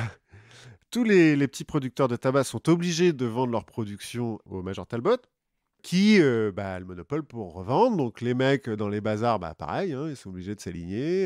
Et puis pour l'export, là, ils s'écrasent. Forcément, les marchands dans les bazars, bah, ça leur plaît pas. Donc ils commencent à protester. Mais Talbot, lui, ça lui plaît. Ah bah oui, oui. oui, oui, bien. Hein.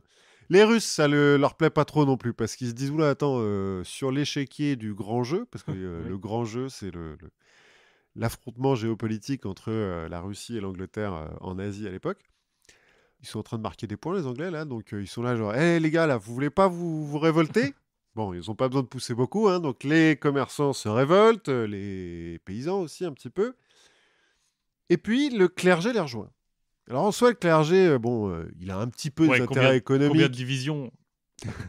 Non, mais il a un petit peu des intérêts économiques dans la culture du tabac, mais c'est surtout qu'il il voit de plus en plus d'Occidentaux se mettre aux affaires, d'Occidentaux qui sont donc pas musulmans, et qui ont la fâcheuse tendance à dire à leurs ouailles que non, mais c'est bon, ça va. Vendredi, on peut bosser, quoi. Voilà. Hein. Et puis, goûte ce bacon. Tu vas voir, il est vachement bien. Et puis, il commence à en avoir un petit peu marre aussi, le clergé, que le chat se mêle de justice et d'éducation, parce que c'est un peu leur précaré, donc ils sont là, genre, oula, attendez. Bref, les manifestations s'enchaînent un petit peu toute l'année 1890 et 91, pardon. Et en décembre 1891, Mirza Hasan Shirazi, qui est le grand ayatollah de l'époque. D'accord. Ayatollah, c'est donc le chef du clergé. Ouais, C'est un titre c'est un titre officiel. dans le clergé, ayatollah. Il faut avoir fait un certain nombre d'études et tout. Mais Ouais, le grand c'est- ayatollah, donc c'est celui qui est Ouais. le plus respecté, quoi. Ceinture noire. Oui, voilà. Donc il a publié une fatwa contre la consommation de tabac en Iran. Et à la surprise du chat et des Anglais, en quelques semaines, la population entière arrête de fumer. Voilà, pourquoi toutes ces campagnes de prévention Voilà, une petite fatwa, puis tout se euh, passe bien. et on peut pas faire ça contre le Covid? Je suppose qu'ils l'ont fait. Hein. Parce que là, c'est le coup de maître de la fatwa. Mais bon, ça a marché parce que le clergé a une grosse influence. Hein. dans le pays, mais aussi parce qu'au même moment, les bazaris, donc les marchands du bazar, se sont mis en grève, et puis que ça faisait 1 an qu'ils faisaient des manifs, les mecs. Mais en tout cas, en quelques semaines, tout le monde arrête de fumer, au point même que les serviteurs du chat refusent de lui préparer ses narguilés. Donc là, le chat, il fait dis donc, c'est chaud quand même. Bref, il est obligé de céder en janvier 1892, d'emprunter une énorme somme d'argent à la Russie pour payer l'énorme settlement, Le fait de résilier son contrat. voilà, à la concession de l'entreprise du Major Talbot. Donc ça va poser des problèmes pour plus tard. Mais sur le coup, le clergé se fait « Oula, mais dis donc, ça marche vachement bien quand on fait de la politique. On va peut-être continuer. » On va continuer à se mêler de la santé des gens. Ouais. Oui. Alors, les gestes barrières. Non, mais alors, c'est une première que le clergé se mêle comme ça de politique. Et c'est surprenant dans le chiisme parce que dans le chiisme, normalement, le pouvoir temporel et le pouvoir spirituel sont très séparés. C'est pas comme au moment d'Ismaïl, si tu veux, si aussi, bon, il veut créer, je l'ai dit, une identité iranienne, mais surtout, il veut créer une différence avec les Ottomans, qui sont ses voisins et qui sont sunnites. Chez les sunnites, le calife, c'est le commandeur des croyants et le roi, quoi. Ouais. Pas chez les chiites, normalement. Donc là, bon, petite entorse à la règle chiite, mais c'est pour le bien du pays. Finalement, ils ont vraiment arrêté de fumer. Ils ont pas repris après. Si, après, il y a un truc comme quoi, oui, bon, finalement, ça va, la fatwa. C'est fini. Vous pouvez reprendre, c'est pas très grave. On reprend la bamboche. Si, alors je sais pas à quel point, effectivement, tout le monde s'est arrêté le même jour, mais il y a dû y avoir quelques semaines un peu tendues. Où les gens ont dû se gueuler dessus un petit peu. Le pays a pris 5 tonnes. Bref, Nasser ad-Din Shah, il est assassiné en 1896, après 48 ans de règne. Et donc son fils, Mozaffar ad-Din Shah, lui succède sur le trône. Et il n'a pas appris grand-chose des mésaventures de son père, Mozaffar ad-Din. Parce qu'il va continuer la modernisation à marche forcée sur le modèle européen. Il va continuer à accorder des concessions aux Anglais, notamment sur le pétrole en 1901. Alors qu'il n'a pas encore été découvert, mais les Anglais ont un peu le nez creux, ils se disent « Oula, il y a du désert, on est à peu près au même niveau que l'Arabie, il doit bien y avoir du pétrole quelque part. » Au cas où, on va faire la main de base dessus. Voilà. Donc ils fondent l'Anglo-Persian Oil Company, qui pareil, n'a de perse que le nom. Et Mozaffar ad-Din n'a pas bien compris non plus sur la dette extérieure. Il va emprunter des sommes faramineuses à l'Angleterre et surtout à la Russie. Alors, un petit peu pour boucler son budget, mais surtout pour maintenir son train de vie. Et puis pour voyager en Europe, parce qu'il aime beaucoup voyager en Europe, que quand il voyage en Europe, il voyage avec toute sa cour. Hein, ouais, et puis qu'il ne dort pas... Il n'y a pas un Airbnb. Non, pas vraiment. Donc il s'endette, c'est un peu le foutoir. Et pour rembourser un petit peu ses dettes, il va taxer la population. Parce que, bon, hein, comment on ne peut plus envahir Delhi c'est ça. Parce que ça appartient aux Anglais.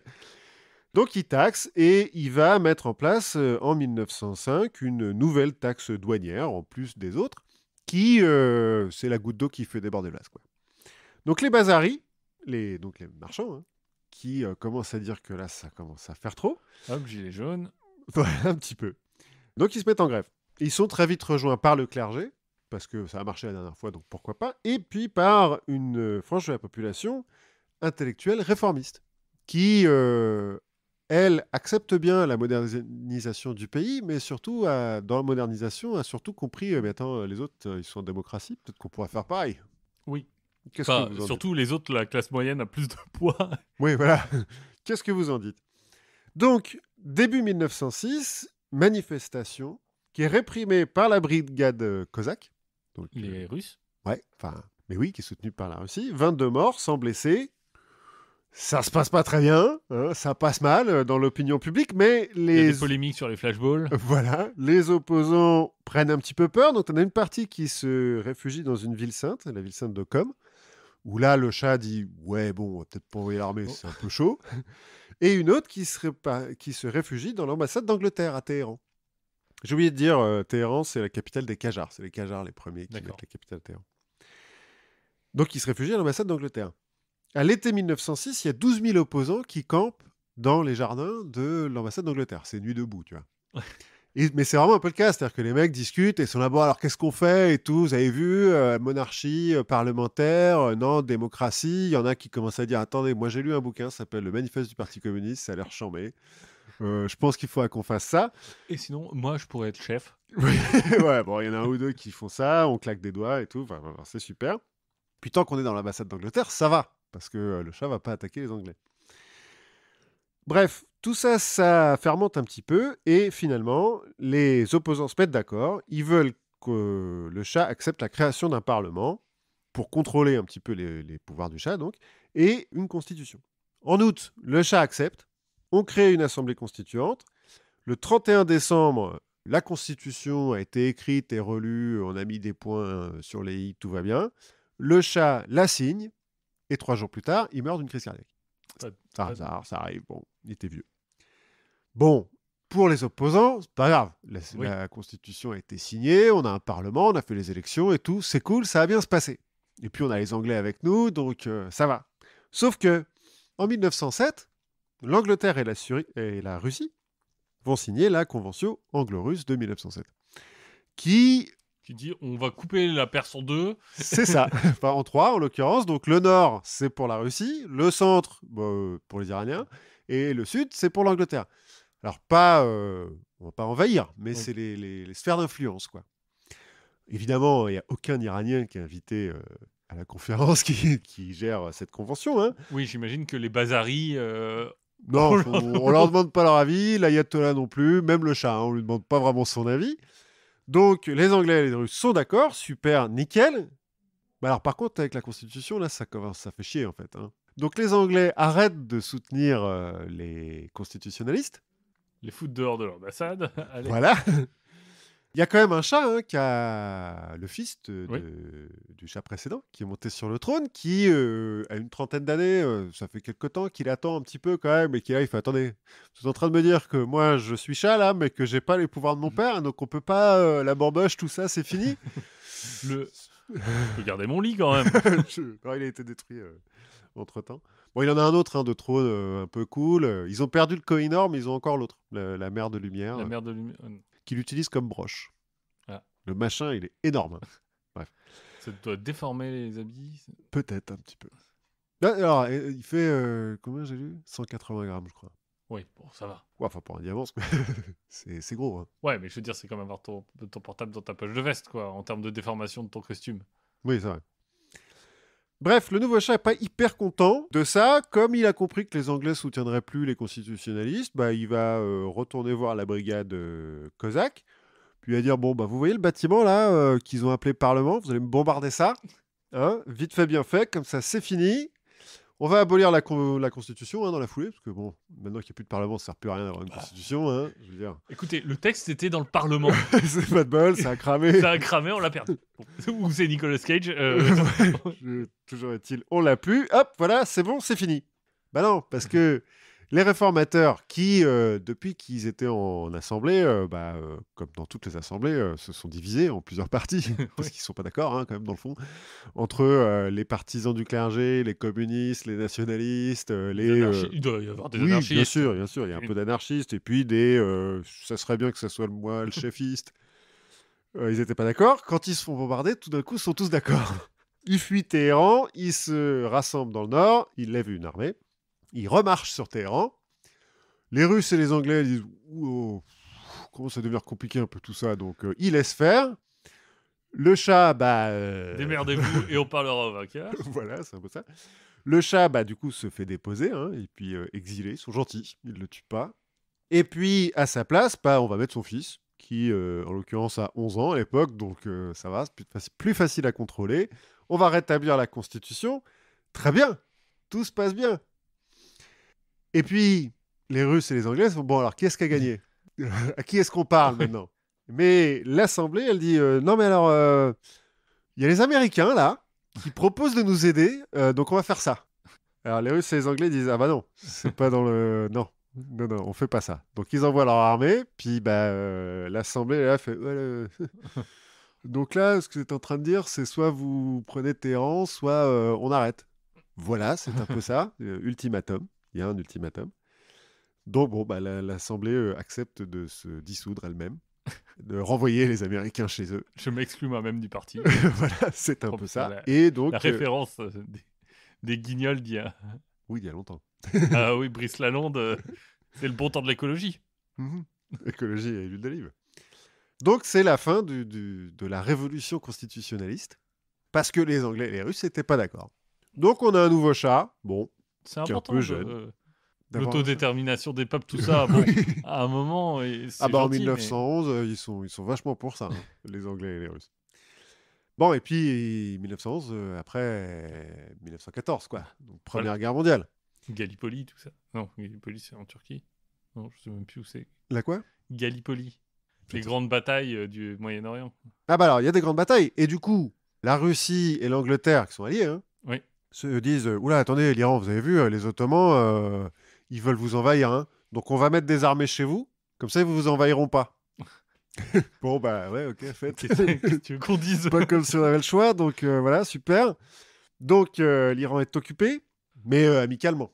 Puis c'est pour défendre des Ottomans. C'est l'ennemi juré, les Ottomans. Bon, ça fait 3 siècles qu'ils n'ont pas attaqué, mais voilà. Ça relance un petit peu les constitutionnalistes dans le nord, dans la province du Gilan, qui est une province qui a toujours été un petit peu rebelle. Hein. Puis c'est beaucoup de forêts, beaucoup de collines, c'est un peu difficile à gérer. Et donc ils sont chauds les mecs, du coup ils en veulent encore un peu plus. Hein. Ils veulent l'égalité avec tout le monde, ils veulent une vraie démocratie et tout. Genre islamo-gauchiste. Bah même plus trop islamo du tout, surtout gauchiste. Surtout gauchiste d'ailleurs, en 1917 quand il y a une petite révolution en Russie, que du coup les Russes et les Anglais sont plus tout à fait sur la même longueur d'onde, l'armée rouge va dire alors vous êtes plutôt gauchiste. Ça vous dit on envoie une armée? Et comme les Anglais sont là, alors c'est pas mal comme base arrière le nord de l'Iran pour aller aider les Russes blancs. Se retrouvent un petit peu entre les deux là, les constitutionnalistes du Gilan, et puis ils disent oui, bah on va être socialiste alors. Très bien. Donc ils fondent une éphémère République socialiste soviétique de Perse, qui est soutenue par l'armée rouge. Les Anglais se font bouter, mais Comme de bon droit. oui, mais pendant ce temps, à Téhéran, il y a un petit général de la brigade cosaque qui se dit oula, dis donc, Il c'est y le a personne. foutoir là, le chat il est jeune, pourrait peut-être prendre le pouvoir moi. Donc coup d'état de un certain Reza Khan, qui va donc devenir Reza Shah. Reza Shah Pahlavi, de la dynastie Pahlavi, la dernière dynastie des Shahs d'Iran. Donc il fait un coup d'état en 1921. Il s'arrange avec les soviétiques en fait en disant non non mais je laisserai pas les Anglais aider les Russes blancs, je Moi, je suis un n'aiderai. cosaque. Hein. Oui, moi à la base je suis un cosaque, donc retirez votre armée rouge là, on va oublier un petit peu la République soviétique de Perse, mais on est cool. Entre nous ça va, tout bien, tout se passe bien. Ouais, la propriété privée, c'est nul. Non non, pas à ce point-là, mais Non, on mais vous attaquera pas quoi. Puis on n'aidera pas les autres à vous attaquer. Et les soviétiques ils disent ouais bon on va faire ça parce qu'on a quand même beaucoup de fronts à on a gérer d'autres là. trucs à foutre. Donc tant pis pour le Gilan. On a Donc, des goulags à construire. voilà. Donc le Gilan se fait écraser, hein, du coup. Bon, bah, voilà, ça arrive. Et en 1926, Reza Khan donc, devient Reza Shah Pahlavi. De cette petite révolution constitutionnelle, on a quand même un parti communiste qui est né, alors qui va se faire beaucoup opprimer, hein, mais bon, qui existe, et un Front National, un parti nationaliste, qui sont des réformateurs qui sont surtout contre l'ingérence étrangère en Iran, qui Et pourquoi? je comprends pas. Les Anglais continuent à avoir le monopole sur le pétrole, hein, par exemple, entre autres. Voilà. Reza Shah, à la base, il veut s'inspirer d'Atatürk et donc moderniser l'Iran un peu comme la Turquie et faire une espèce de république. Bon, la grosse différence avec Atatürk, c'est déjà, il veut être le chef tout seul, hein, et qu'une république, c'est relou, il y a un parlement. Et puis que deuxièmement, Atatürk, il a le peuple derrière lui quand même. Oui. Alors que Reza Shah, pas vraiment. L'armée derrière. Il a une partie de l'armée, et puis les Anglais et les Russes, mais sinon, voilà. Donc quand il modernise à marche forcée, le peuple, et là, il fait bon, bah, on n'a pas trop le choix, parce que sinon tu nous tires dessus, mais dis donc. Note qu'on n'est pas content. Note, on n'est pas content. Hein. Et les partis, du coup, bah, s'expriment. Bon, bah, Se font réprimer, se certes. font réprimer ou forcer à l'exil, mais bon, voilà. C'est, cela dit, Reza Shah qui va demander à la communauté internationale d'appeler son pays l'Iran. Parce que, donc, au sein des... Les Iraniens, entre eux, appelaient leur pays l'Iran, mais la communauté internationale appelait ça la Perse. Lui, il va dire non, non, non. l'Iran. Parce que l'identité, c'est important. Comme tout chef fasciste, hein, parce qu'en fait, c'est un peu un fasciste, Reza Shah. Bon, il est roi, mais... Ouais, écoute, il a le droit de choisir ses pronoms. c'est vrai. Il y a un culte de la personnalité et de l'identité iranienne. Et donc, il revient à avant les musulmans, etc. Ce qui n'est pas hyper chaud sur le clergé Reza Shah. Hein. Sur le clergé qui gère la justice et Ouais. l'éducation. Non, pas ultra chaud. Donc, il essaye d'ailleurs de réformer l'éducation nationale et le système judiciaire. Il va même aller jusqu'à interdire le fez et le voile, parce qu'il dit que ça fait arriéré et qu'il faut s'habiller à l'occidental. Lui-même, d'ailleurs, va commencer à porter des costards et tout. Ça va pas très bien se passer. Parce que bizarrement, quand on dit aux gens, non, vous n'avez plus le droit, c'est comme ça, c'est tout. Bah, ils sont pas d'accord. Plutôt que de les laisser... Plutôt que, ouais, petit à petit, faire passer le truc, ça ne marche pas. Bon. Donc, la population... Donc la popularité du Shah n'est pas au top, mais comme il a toujours le soutien de l'armée, bon bah ça passe. Et puis on arrive dans fin des années 30. Reza Shah trouve que les idées du parti nazi sont pas mal, que leurs ingénieurs sont efficaces et puis qu'ils payent bien. Donc ça, pour construire des autoroutes. voilà, ils sont plutôt bons, puis qu'ils achètent du pétrole, puisqu'ils ont maintenant qu'ils ont des autoroutes, ils ont besoin d'essence. Donc lui, il est plutôt cool avec les Allemands, il aime bien. Au début de la guerre, les Alliés lui disent, dis donc, tes amitiés avec les nazis, c'est pas top. Hein. Lui, il fait, oui, mais moi, je suis neutre.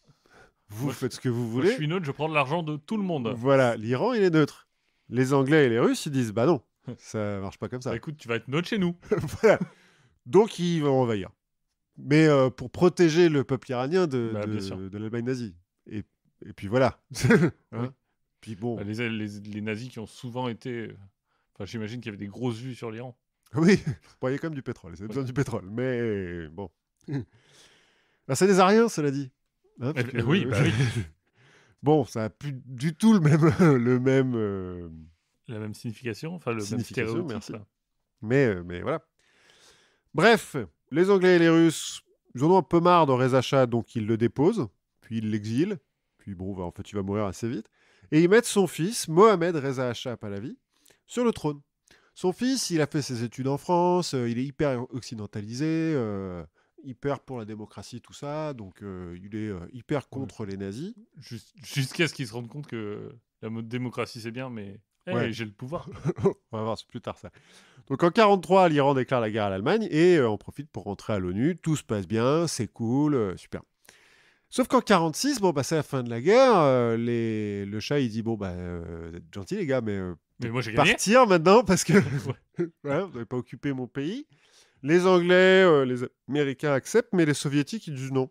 Nous, on va rester parce qu'on aimerait bien avoir le pétrole, quand même. Tu vois, on peut pas faire partir l'armée tout de suite, on a plus de pétrole. Voilà, c'est ça. Donc, il faudra qu'on fasse un deal.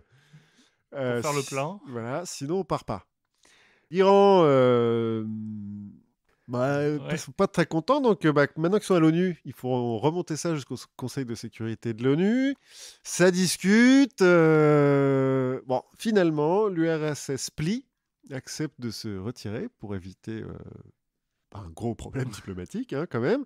Les Américains en profitent pour signer un accord militaire avec les Iraniens en disant « Vous inquiétez pas, on va vous filer quelques temps que ça va mieux se passer ». Et c'est la première crise de la guerre froide. Tada. En Iran. J'ai oublié de dire un petit peu là, le Shah, là, il a été mis en place par le Parlement. Mohamed Reza Pahlavi. Parce qu'en gros, quand les Anglais ont viré son père, ils se sont dit bon, on va arrêter avec les Shahs parce que c'est relou. En fait, pourquoi Parce qu'ils s'y croient un petit peu trop. Le Parlement, il s'est dit oula, ouais, mais alors attends, si on n'a plus de Shah, ils vont nous forcer à faire des trucs, on va jamais s'en sortir. Et donc, en fait, ils lui ont fait signer la Constitution et porter serment, tout ça, en une demi-heure, vite fait, avant que les diplomates anglais arrivent. Et quand les diplomates anglais arrivent pour dire, bon, allez, table rase du passé, fait, ah non, on a un nouveau Shah. C'est lui, maintenant. C'est lui le Shah. Et les Anglais, ils font, ah, merde, ça fait un petit peu chier, on peut pas virer un Shah comme ça, il faut quand même des raisons, donc bon. Bref. Donc là, on a de nouveau un parlement et tout, machin. Mohamed Reza Pahlavi, il est cool avec ça, hein, il est jeune, donc très bien, il fait des élections. Et c'est le parti nationaliste qui gagne. Et donc, qui a le droit à un Premier ministre. En l'occurrence, Mohamed Mossadegh. Alors, encore une fois, pour la prononciation, je pense peut-être pas comme ça, mais enfin bref. En 1951, Mohamed Mossadegh veut appliquer le programme de son parti et donc nationaliser, par exemple, la production de pétrole. Parce que c'est un petit peu leur cheval de bataille quand même, aux mecs. Ça fait un petit peu chier qu'on envoie tout notre fric à l'étranger. Donc ils nationalisent l'Anglo-Iranian Oil Company. Les Anglais se font bouter dehors. Encore? Ouais, les ingénieurs anglais cette fois-ci. Mais ils se gardent bien de laisser les plans. Et d'avoir formé d'autres ingénieurs avant de partir. Bah, oui. Voilà. Et donc, les ingénieurs iraniens, ils n'ont pas les plans, qui sont écrits en anglais et tout, machin. Il y a des puits qui brûlent et tout, c'est le bordel. La production chute, donc les revenus de l'État chutent. Donc, voilà, c'est le foutoir dans le pays. Et c'est là que les Américains se disent « Ouh, nous fait chier ce Premier ministre-là ». Donc, ils vont envoyer la CIA faire l'opération Ajax pour virer le Premier ministre et en mettre un autre. En l'occurrence, un général qui voit bien les Américains du bon côté, puisqu'ils n'arrêtent pas de lui filer des tanks. Donc, il aime bien. Alors, des tanks pour son armée, et j'imagine un petit peu d'argent aussi. Ah oui, bien sûr. Bon. Donc, l'opération Ajax va être menée par un agent de la CIA nommé Kermit Roosevelt, le petit-fils de Teddy. Et c'est le premier coup monté, fomenté par la CIA pour virer un gouvernement démocratiquement élu. Hop, hop, hop. C'est le seul, non? Oui, bien sûr. Les autres, c'est des ondis. Bref, les nationalistes se font virer. Il y a quand même des émeutes. Il y a plusieurs centaines de morts dans cette histoire. Mais ça se passe plus ou moins bien. Et le Shah reprend un peu plus de pouvoir, puisque de toute façon, son nouveau Premier ministre est dans le même camp, plus ou moins. Le Shah, comme il a étudié en France, il est fan de Charles de Gaulle, donc il veut faire un petit peu la même chose. Il réécrit un petit peu la Constitution, puis surtout, il fait un programme de réforme qui veut moderniser le pays, c'est-à-dire l'occidentaliser en pratique, qui va appeler la Révolution blanche.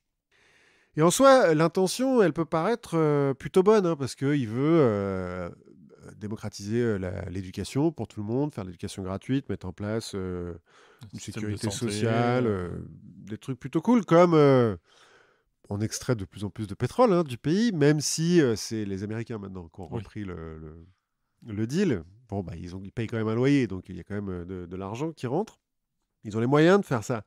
Le problème, c'est que comme le Shah, il décide tout seul, parce que il Shah maintenant, donc voilà, et qui ne demande pas à sa population, aux forces politiques en présence, il arrive à vexer tout le monde. Du coup, personne n'est d'accord. Il veut faire le bien de tous, mais il s'y prend mal pour le dire. Voilà, et il se met à dos tout le monde. Le centre de la réforme, c'est une réforme agraire. En gros, comme toutes les réformes agraires, briser un petit peu les énormes conglomérats pour rendre un petit peu la terre aux paysans. Bon, forcément, la bourgeoisie est contre, parce que c'est quand même elle qui possède le sol. Les communistes et les nationalistes, ils sont contre, parce que C'est pas eux qui le font. C'est pas eux qui le font. Et puis, pour financer ça, on va privatiser d'autres industries à des étrangers, parce que c'est eux qui les font.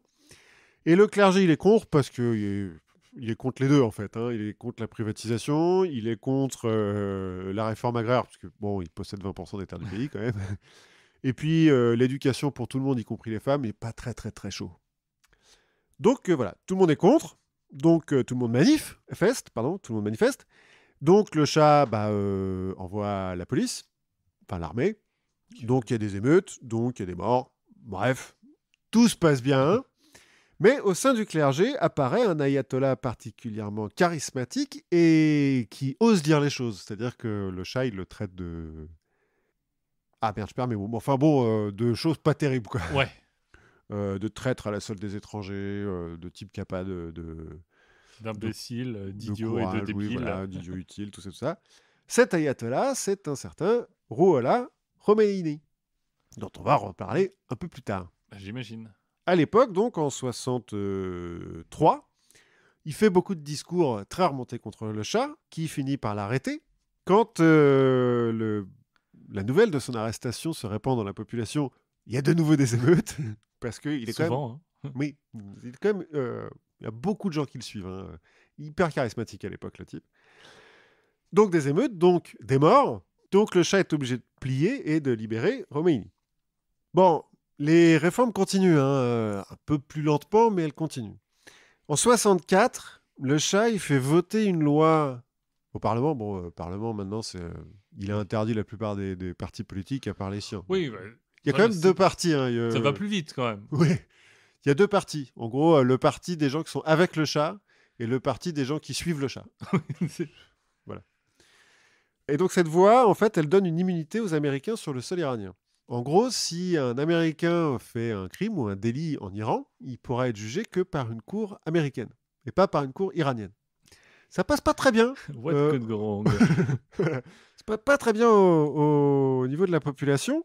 Donc Khomeini, il recommence à dire que c'est dégueulasse et puis commence à avoir un petit peu la rhétorique du grand Satan américain. Hein.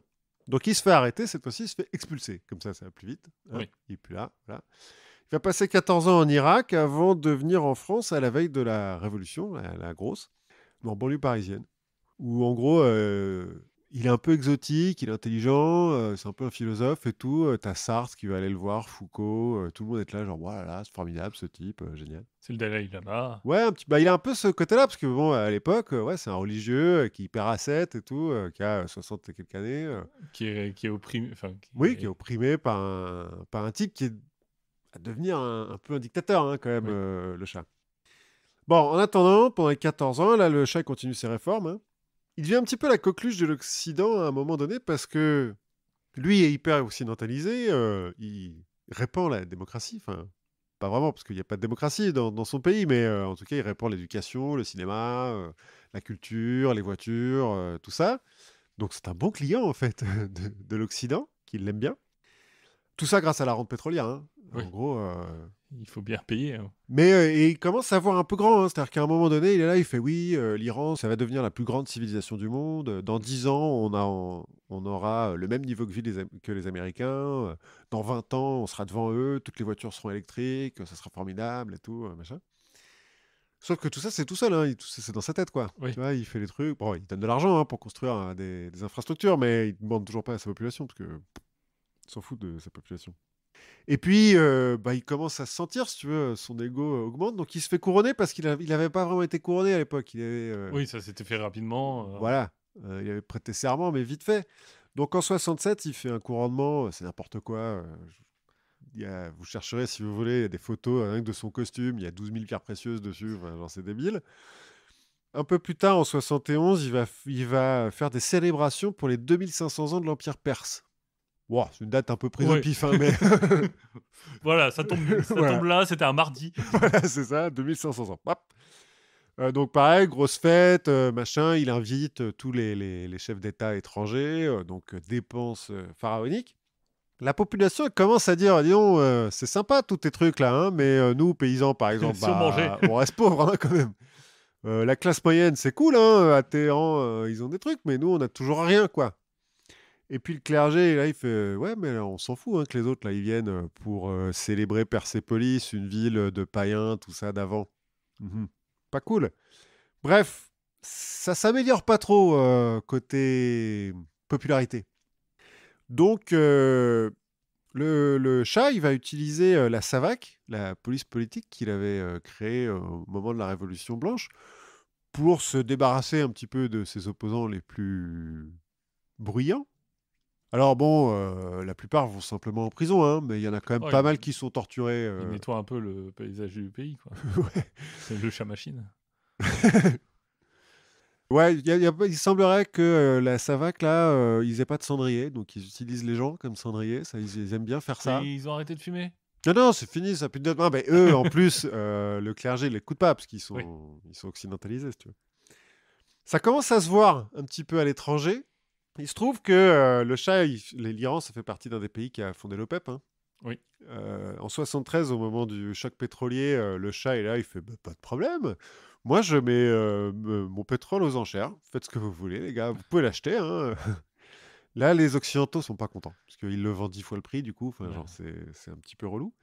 Donc, ils commencent à regarder un petit peu ce qui se passe dans le pays. Le commerce, ça marche pas comme ça. Hein, quand Ouais. quand c'est pas nous qui pouvons acheter pas cher. Hein. Voilà. Comment ça, vous fixez les prix? Non, non, non, la main invisible, n'oubliez pas. Elle est occidentale. Donc il commence à regarder un peu ce qui se passe dans le pays et de coqueluche de l'Occident, il passe un petit peu à dictateur horrible. Enfin, c'est Saddam avant l'heure, quoi, Oui. si tu veux. Et puis, au sein du pays, donc, l'opposition grandit. autour de 3 grosses tendances. Les nationalistes, qui sont plutôt éduqués, laïques et tendance un peu social-libérale. Les communistes marxistes. Les révolutionnaires sociolibéraux, c'est... Oui. Non, les communistes marxistes et les religieux, donc, qui sont toujours là, notamment parce que c'est quand même vachement plus dur de les opprimer, quoi. Hein. Quand tu tortures un communiste, bon, bah, ça va, ça Oui. passe, quoi. Quand tu tortures un ayatollah, ça le fait moins. Donc on le torture pas, donc ils sont toujours là, quoi. Et puis on a des alliances de circonstances entre tout cela, et puis des groupes qui sont un petit peu à moitié à cheval entre les deux. On a par exemple on va voir les islamo-gauchistes. l'organisation des Moudjahidines du peuple iranien, ou les Fédayines et Khalq, qui sont les Fédayines du peuple. Donc en gros, les deux, ça veut dire soldats, Oui. combattants du peuple. Ils sont accusés par le Shah d'islamo-marxisme. Ah, Ouais, parce qu'à l'époque, on est encore en pleine guerre froide, donc c'est marxiste, tu vois, c'est pas seulement oui. des gauchistes. Alors qu'en fait, pas... Appelez le CNRS, on les a trouvés. on les a trouvés, ils étaient là. Alors qu'en fait, pas vraiment. C'est-à-dire que oui, ils sont plutôt de gauche, mais l'organisation des Moudjahidines du peuple, par exemple, déjà, ils vont vachement s'opposer à la République islamique après, quand ça va le faire, mais à l'époque, leur programme, c'est plutôt de... oui, ils sont chiites parce que c'est l'identité du pays et donc du peuple dont ils sont les Moudjahidines, mais ils sont pour une réforme du chiisme, pour un petit peu aplanir tout ça, quoi, que ce soit plus tranquille, quoi. Oui. Eux, ils sont pas non plus marxistes vraiment, parce que la grille de lecture de Marx en Iran, ça s'applique pas hyper bien, mais oui, ils sont plutôt de gauche, quoi. En gros, ils sont pas du tout ce qu'on appelle des islamo-gauchistes ou des islamo-marxistes, en l'occurrence. Bref, c'est un peu le bordel, quand même, en Iran. Et puis, fin 77, feu aux poudres, le fils de Khomeini est retrouvé mort, officiellement d'une crise cardiaque. L'ayatollah, qui est en exil, toujours, accuse le Shah de l'avoir fait tuer, assassiner. Le Shah, en réaction, fait non, courir... mais ça aurait pu, écoute. non, il fait courir des rumeurs sur Khomeini, comme quoi il va aux putes et tout, que c'est un débauché, machin, tout ça. Ça plaît pas aux partisans de l'ayatollah, qui du coup manifestent en janvier 78.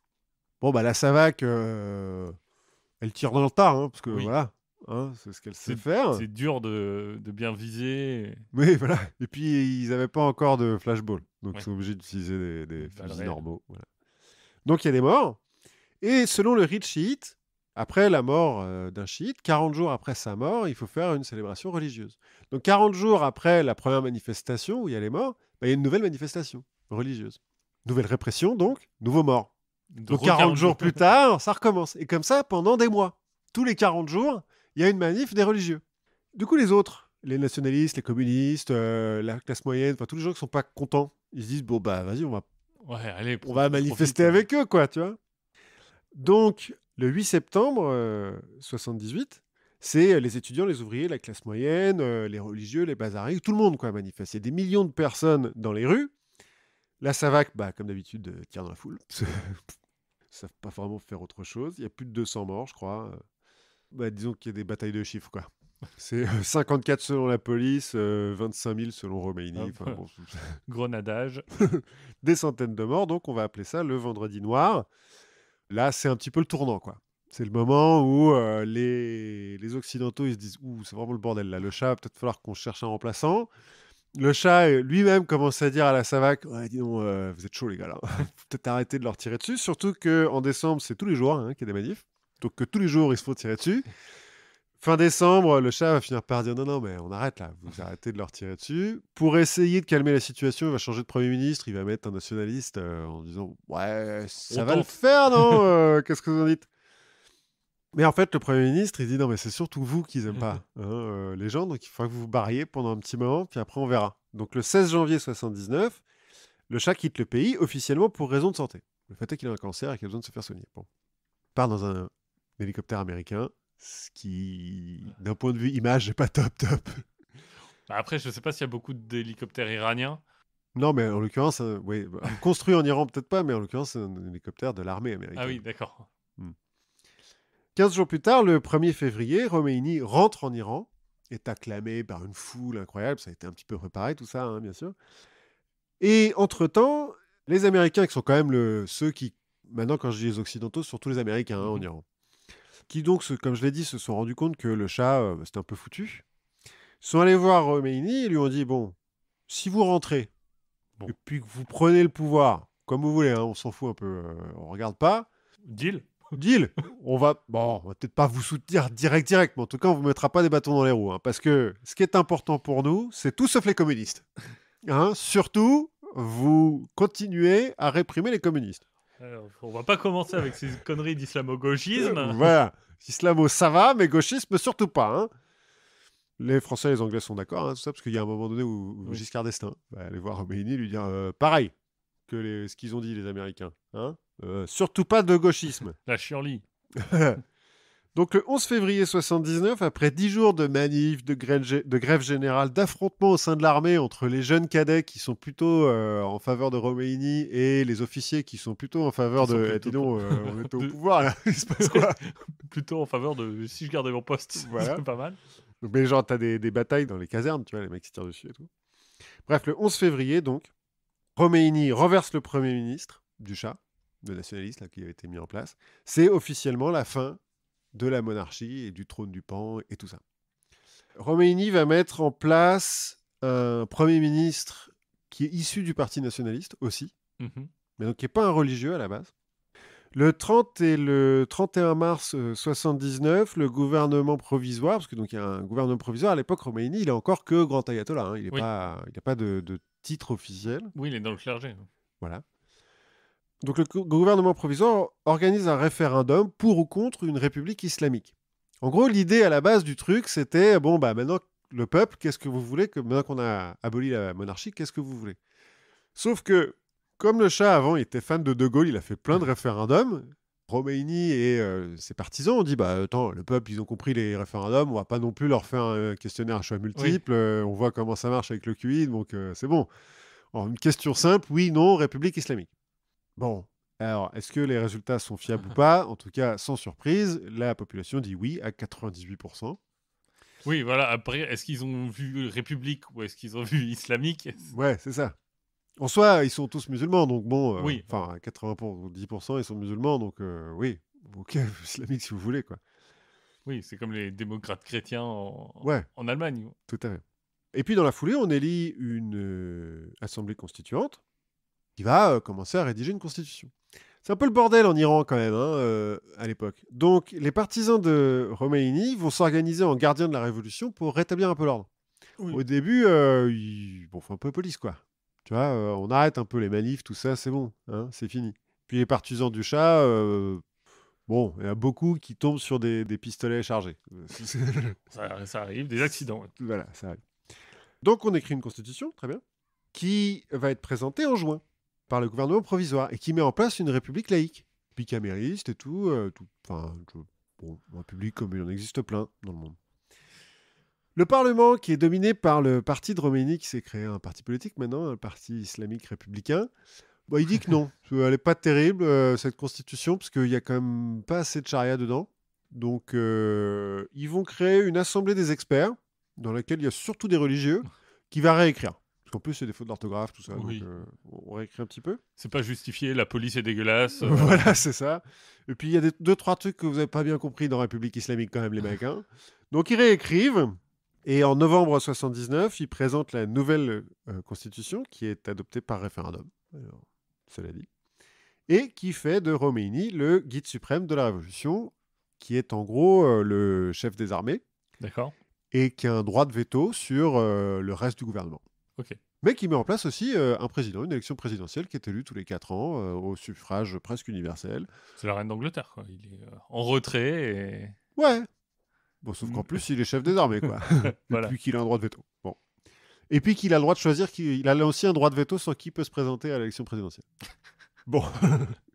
En l'occurrence, à la première élection présidentielle, le mec qui gagne, c'est pas un type du parti islamique républicain, alors qui est quand même un type qui a été choisi par Khomeini, hein, mais qui vient du parti nationaliste, qui est plutôt réformateur, quoi, pas vraiment religieux. Et donc ils essaient de se lancer comme ça, bon bah vas-y, hein, on se lance, République islamique.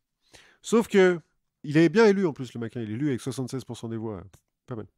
Sauf que, septembre 80, l'Irak envahit l'Iran, soutenu par les Américains, qui commencent à se dire « Oh là, on a peut-être fait une connerie là, on a misé sur le mauvais cheval ».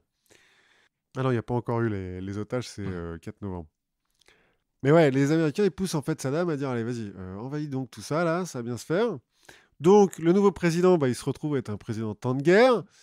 Du coup, les réformes Ouais. laïques, c'est pas trop le moment de les faire. Et il finit par se faire assassiner. Ah non, autant pour moi. C'est pas lui qui se fait assassiner, c'est son successeur. En juin 81, les religieux font un coup d'État, en fait, contre leur propre président, pour mettre un autre type qui est un petit peu plus bien. Mais donc, qui se fait assassiner par l'organisation des Moudjahidines du peuple un mois plus tard. Et donc là, bon, bah, Khomeini, il va dire, je vais choisir un nouveau candidat. Il s'appelle Ali Khamenei. Il se trouve qu'il est ayatollah, mais regardez pas ça, c'est pas grave. Élisez-le. Il est élu. Et puis, bon, bah voilà, définitivement, jusqu'à aujourd'hui en tout cas, l'Iran est une république islamique. Maintenant que et le guide suprême et le président sont des ayatollahs, et que le pays est en guerre, de toute façon, économie de guerre, tout le monde marche droit, et voilà. C'est comme ça qu'un pays devient une république islamique. Si on doit un peu résumer, en gros, hein, c'est ingérence étrangère, beaucoup, au 19e siècle et au 20e siècle, des dirigeants complètement hors sol qui font des réformes en se disant bah ouais, super, on va vivre comme des Anglais dans un pays où, Oui. voilà, on n'a jamais vu ça, qui ne demande pas du tout son avis à la population, et un clergé qui s'est un petit peu chargé de tout pendant des siècles et qui à un moment donné a dit comment ça vous comment ça on fait plus, ça va pas, non? Hein, tu donnes ça maintenant, Ouais. Vous nous reprenez tous? Non, non, non. Voilà, on n'aurait pas appris plein de trucs. je crois. Je On- pense que notre quotient intellectuel a vachement Bah, c'est augmenté. ça, j'allais dire, on en ressort presque plus intelligent si on avait un moyen de le savoir. Eh ben, il ne nous reste plus qu'à vous souhaiter de vous amuser, d'apprendre aussi plein de trucs, d'écouter plein de podcasts, écouter ceux du label Podcut notamment, et participer au Patreon si que vous écoutez vous plaît. Si vous voulez discuter avec nous, on est sur le Discord du label Podcut. On donne plein d'infos en exclusivité tout sur la confiture. Et des photos des gens dont on parle, des images des gens dont on parle. Exactement. Sur les réseaux sociaux, n'hésitez pas, laissez des avis, des commentaires, partagez, étalez. Voilà, et on se retrouve la prochaine fois. À la prochaine fois. Salut!